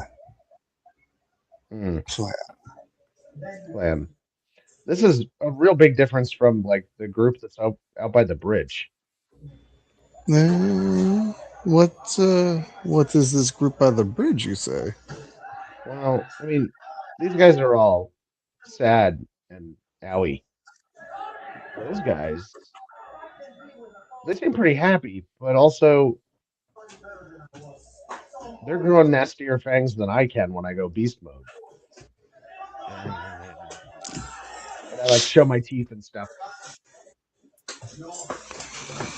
Okay. Well, I love that revelation. Let's table that until we deal with the people that are in pain. Well, yeah, sure. And Ivy's gonna like, do I have You don't have spinach in your teeth. You're okay. But I could. So Trax comes up to Ivy and kind of like puts his, because he's short, so puts his arm around her waist and pulls her aside a little ways, and then like lets the visage over his head drop and like shows her the teeth and then like puts it back. Like that. Not good. Like 30 or 40 of them. Like But that. that's pretty cool. I like that. No. I can't do that. Like, I can't do that. I can't do that. I can't be a shark. they're supposed to be humans. And they got teeth. Well, I don't know if they're vampires or werewolves or what. Look at my teeth. I know. I see them. They're good. They're very nice choppers. And Helsara has teeth, and Kalis has teeth, and Gil has teeth. And Gil, they went to the dentist. Let's finish up getting the people corralled. Kalis. Oh, yes. No, Unk. Come on. Yes, we indeed have teeth. Yes. Kalis, my plasmoid appendage is exactly 10 feet long. If I stand in it, I can swing it around in a circle. I mean, I just need them to stand together in a sphere.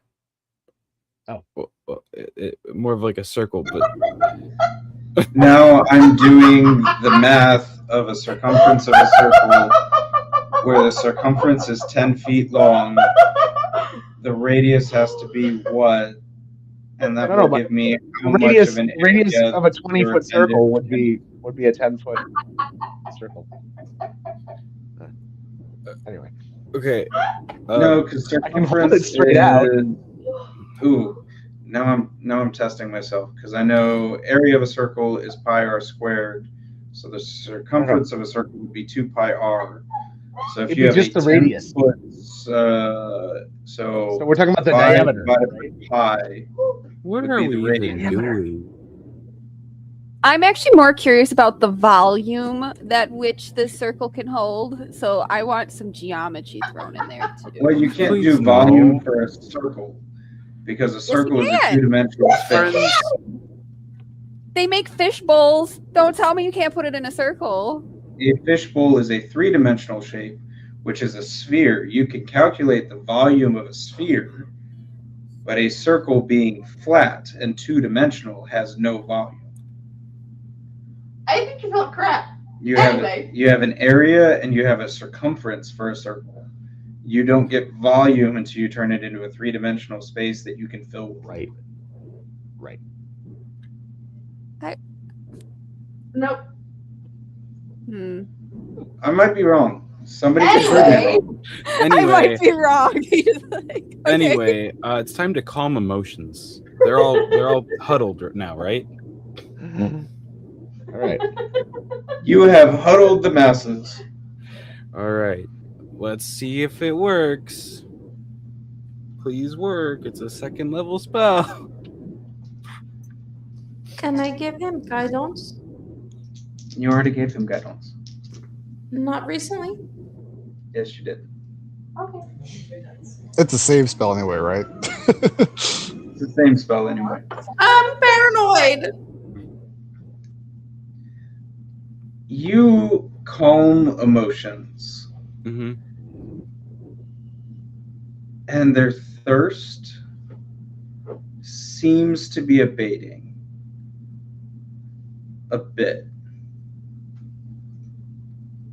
But as they stop refusing water or any other sustenance because they are just settling down,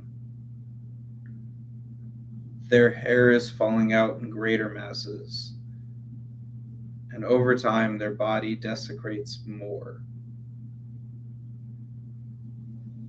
They are no longer looking for liquid, but the liquid that they were receiving that was potentially sustaining them, they're no longer taking in. Guys, I fucked it all up. Okay. I made it Okay. worse. This is a solvable problem. Somehow. You did good. You tried.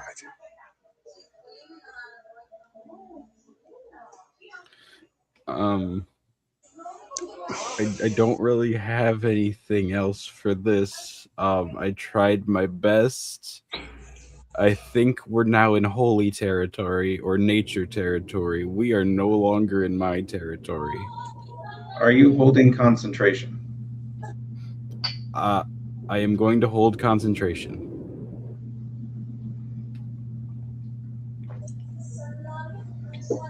Then I need everybody else to describe what they're doing in the space of 1 minute.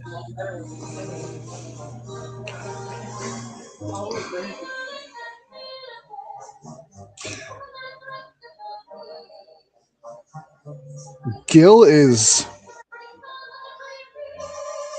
pacing a little bit and like fidgeting with his lute as he thinks. That's pretty much all he's doing at the moment. Is that I feel pretty in the background? It is. Ivy is going to cast Spirit Guardians, and walk in front of everybody so she can like protect the rest of the party. Okay. Hold on. I have to look back at that spell because I'm not sure if it's Have you set- declared. Yeah, you have to People declare as- who it isn't. It shouldn't hurt any of you. Are you about to celestial meat grinder these poor innocent people, Selkie? After I wasn't allowed to cast I a don't flood at know. them? I don't know, but they feel fishy.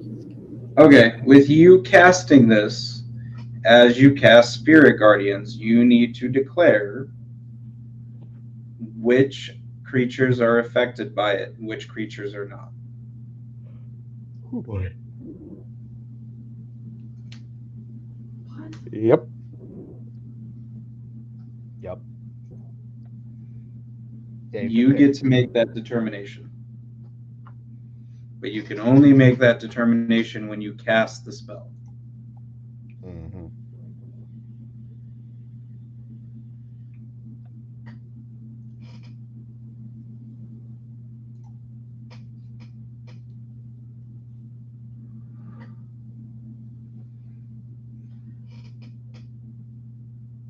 Can I just determine if they're gonna? I want the guardians to protect us from anyone who's going to hurt us. Nope, you have to declare creatures that will be affected by your Spirit Guardians at the casting of the spell. Yeah. Undead. You cannot declare a type of creature. You have to look at the creatures that you can see, which would be your comrades, the clerics and apostles of Saloon that are currently trying to take care of the sick and ill and injured, and the sick and ill and injured. Okay. And also, where she's located right now is a huge deal. But I want to hurt the people who are not protecting people. I want to attack the people that are hurting people. Nobody is hurting anybody else at the moment. At the moment, Yeah, at the moment. So you have to declare with the casting of the spell, or you can take back the casting of the spell. no, I don't want to take back it. I want to take a defensive stance with my spell. All right, so let me paint a picture for you. Your brother just got all 20 of the sick, ill, and injured into a circle. Your brother is within 60 feet of them. So depending on how he wanted to be when he cast Calm Emotions. And now you are going to stand in front of him with a area of effect of 20 feet. And you have to declare of the creatures you see in front of you, which are threats. And now if they walk into your spirit guardians, whether they are trying to attack you or not, because your spirit guardians will not determine based on what they are trying to do, but based on what you declare them to be, either friend or enemy, your spirit guardians will attack them.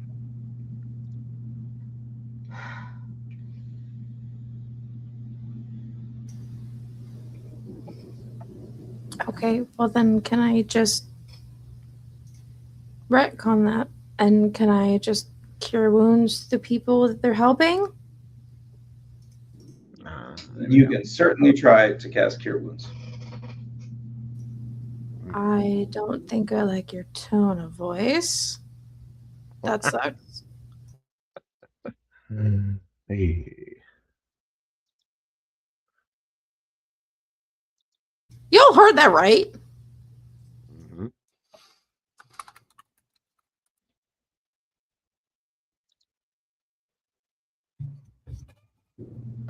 I mean, I said what I said. But you didn't answer my question. Okay, if you want to retcon it, you can attempt to cast Cure Wounds. That's fine.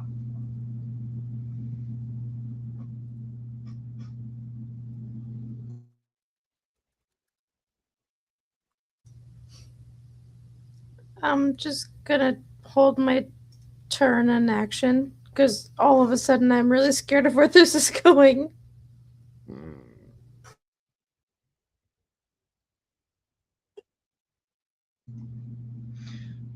All right. Trax and Housefira, we still have to hear from both of you what you want to do within the next minute. I guess Halcira, because she's in cat form, she's actually gonna try. Well, so she wants to see higher up. So she's gonna try to find a windowsill she can kind of sit upon and look, and I guess see a bigger picture of what it all looks like for her. Okay. You get high up on a windowsill and you see 20 sick, critically ill people with hair falling out of their head and their bodies becoming emaciated, standing in a circle. You see about 15 Selûnite acolytes surrounding them, trying to render whatever aid they can, but these critically ill people are no longer accepting water on a sponge. And you see about 5 clerics of Selûne that are fretting over anything they can possibly do to try and help these people. Okay. All right. Sorry.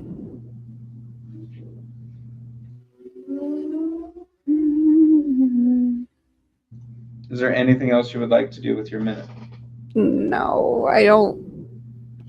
No, not really. No.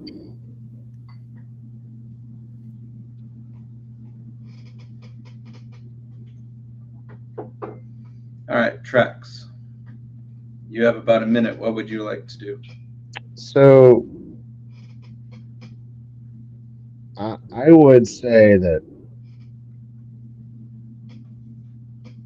given has Trax put together that these two groups are linked just based on all the info that I know at this point? I would say that Trax has a general understanding that the ointment was not good. Yeah. Yes. And Okay. whether or not the ointment made people happy with long canines or sick with their hair falling out, either way, the ointment was not good. Okay. So, with my experience of seeing bad things happen when nefarious creatures try to mess with other humanoids, this is like tickling his ick pretty bad. Like, overall. I don't like what's happening to all these people, and I definitely feel like this is bad. like, so I don't want to waste my minute, but I definitely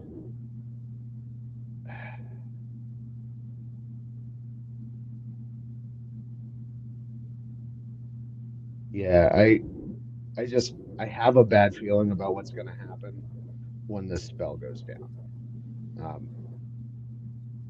Just because I think these people are like beyond help at this point, and I don't know what's going to happen if they start to grow their own fangs, especially since they're unhappy. So I guess at this point I'm sort of trying to prepare for the worst. So that probably means if there's 20 of them and I've got to get my friends out of here, Kalis has to stay with everyone. Right? This is all just going on inside of Trax's head. So Kalis has to stay with them until the spell's over. And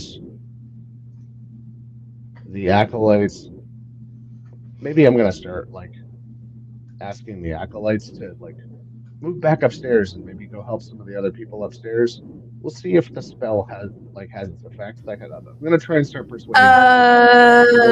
Do I count as an acolyte of Sulin? You would count as a cleric of Selûne, but you are not counted in the 10 and the 15. So technically, there's 10 and 16 clerics of Saloon in the room. Maybe I like start motioning at Ivy. Like, can you get your friends from the temple here to get out of here? I don't have a good feeling about this.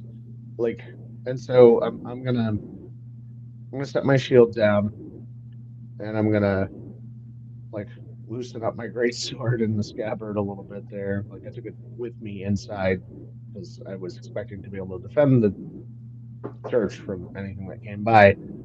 And I didn't pull it out, but definitely making sure it's loose in the buckler and I can get it out easy. And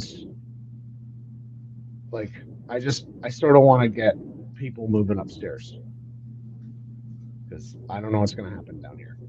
So, and Ivy, if I you're thinking of preparing spirit guardians, you probably are feeling something similar. No, I really just want to know if this is actually Saloon or if this is another. Maybe it's Leviticus or Shar or something, because this doesn't feel right to her from everything that she studied. This doesn't feel like Saloon. So if Well, there's a check I could mean, make, I would love to make it. Give me a religion check. Yeah.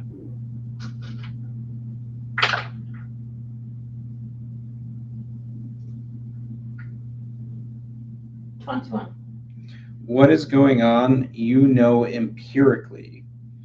You hear the voice in your head, you recall your studies, you look at everything that's happening. This is not Saloon's doing. Your brethren are trying to heal the masses. They are not causing what is happening. Right.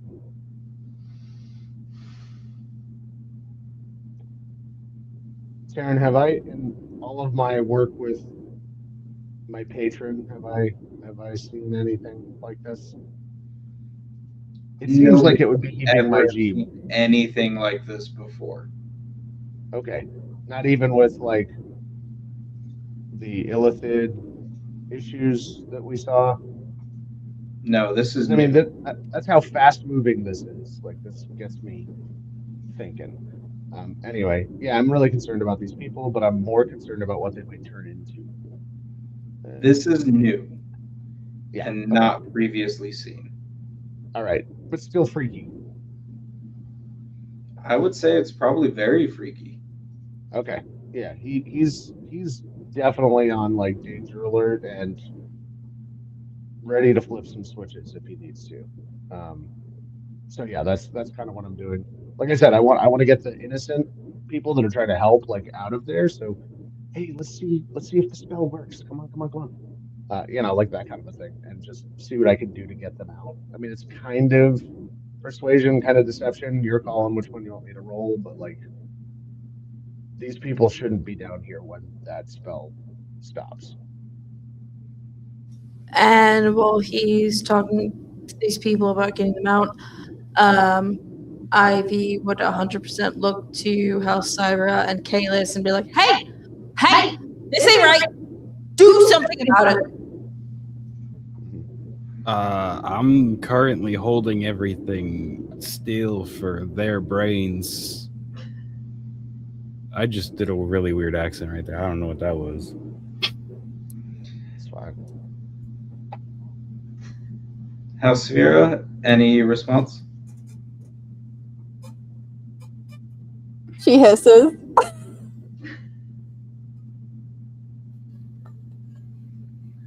You're staying as a cat during all this?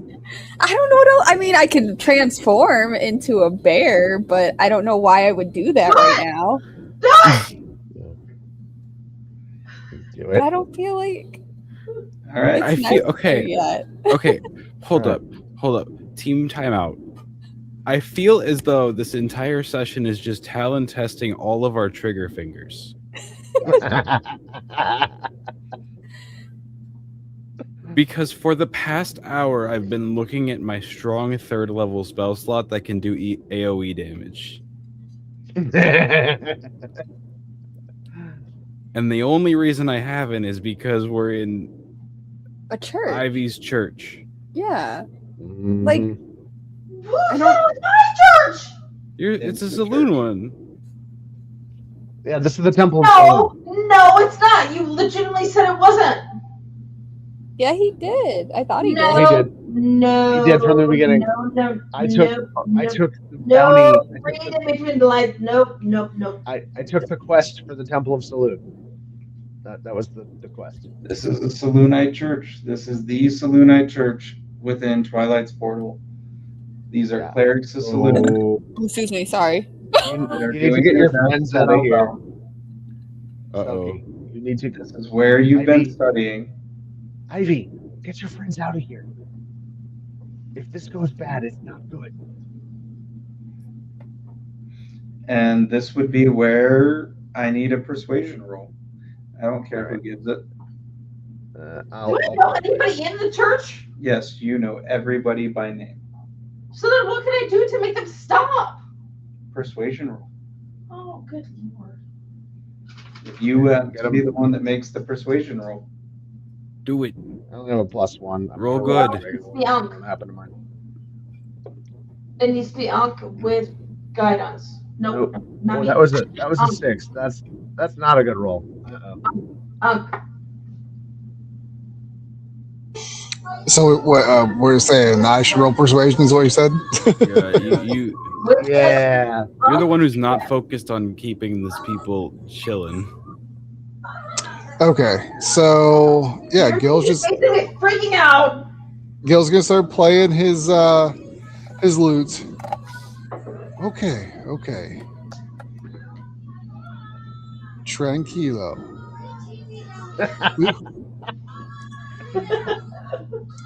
Gil. That'll be a 31. Oh boy. Oh, I didn't do guidance. I can do guidance too. Hold on. Get him to go upstairs. Come on, Gil. They shouldn't be here.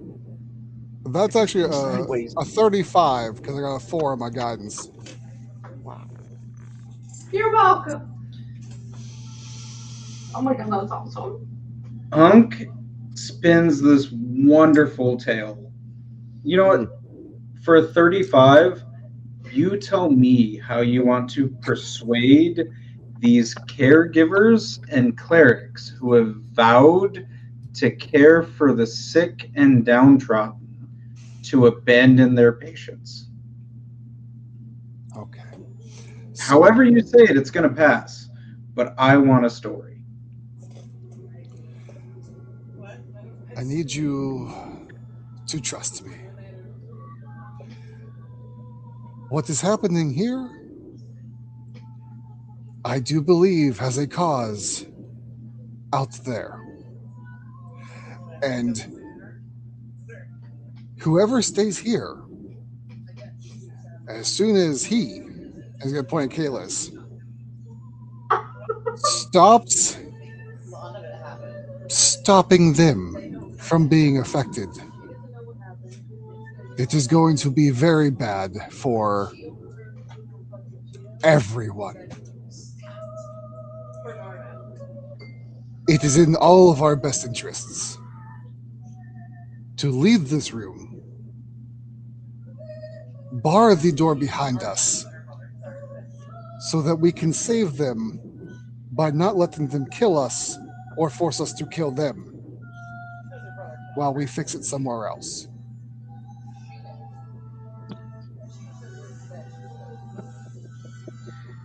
Your words ring true. And in the last 15 seconds of Kalis' spell, they abandon their patience. They abandon everything that they swore to uphold. And they head upstairs and they bar the door. And as the spell fades, reality sets in. And each of you would notice that all 20 personnel hit a wave of euphoria as the last hair on their head falls to the ground Their eyes roll into the back of their head. Their pupils constrict until everything seems white in their eyes. And they enunciate a massive giggle. They look thirsty. And the only source that can quench their thirst is you. Are you leaving and barring the door behind you? Or are you standing to fight? I'm gonna pop Astro Flood right the fuck away. These are still people. They're Sick, about to be dead people. but they're still people. I'm hitting them with radiant damage. It's just like really aggressive. Well, it's from the Astral Sea. It's like really aggressive holy water. I truly believe if we find this pilgrim, Yeah. we can stop this and perhaps save these people. He still killed him either way. We have a knife or knife. Yeah, but will the door hold? Lifelong friends. And Bernard was his lifelong There are clerics here, no? Bernard wanted I'll him. give you guys until live 2 hours and 33 minutes to debate what you're doing. Bernard killed him first, though. Okay. You are The on cl- the clock. If you stand there, hold on a knife. No, because if they Ivy, you are a cleric. Yes. You know. Yes. I'm a cleric. You know this. You Yes, know me since I was course. a child. Exactly. And I know what you can do. And so Do you? the other I think so. Hmm. I always believe in you. Aw. Thanks. But knowing what you can do, the other clerics here can do it too. Maybe they can. They could, cast a ward on the door so that nothing can pass through. And if they do it in shifts, that gives us time to do what we have to do. And no one has to die that does not deserve it. So I should tell them to focus on the door, and then we'll get it live. I do believe so. And these people do not have to die.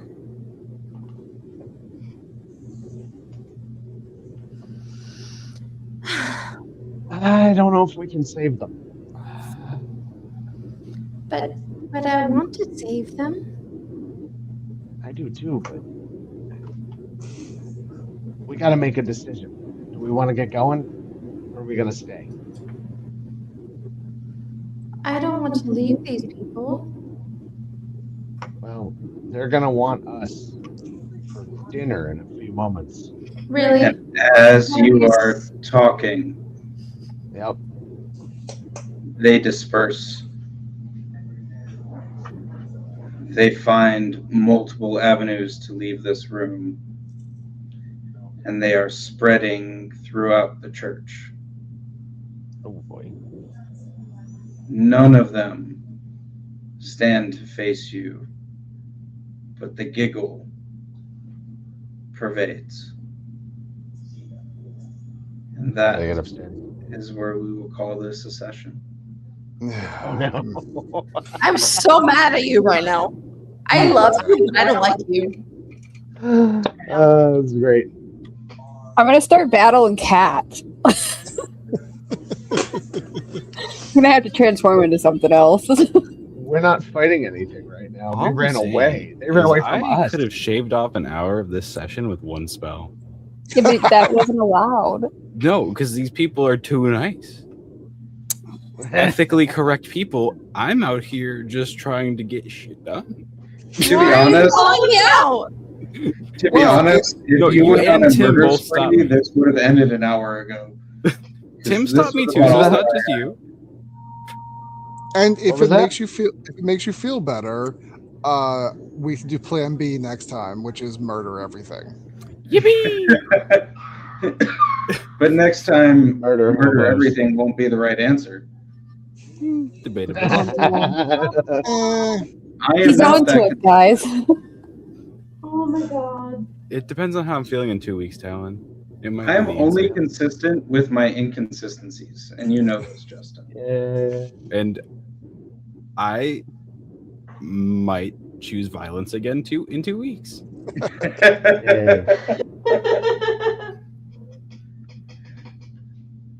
So typically with anything else, this is where we would go on what's next in the Clockwork Nexus. As we have one representative here, I will let him take that away, and then I will give us our send-off for the evening. There are games that happen on Mondays and also on Wednesdays. And also this time, every other Friday. I'm the worst representative for this. I don't know why I've been given this duty.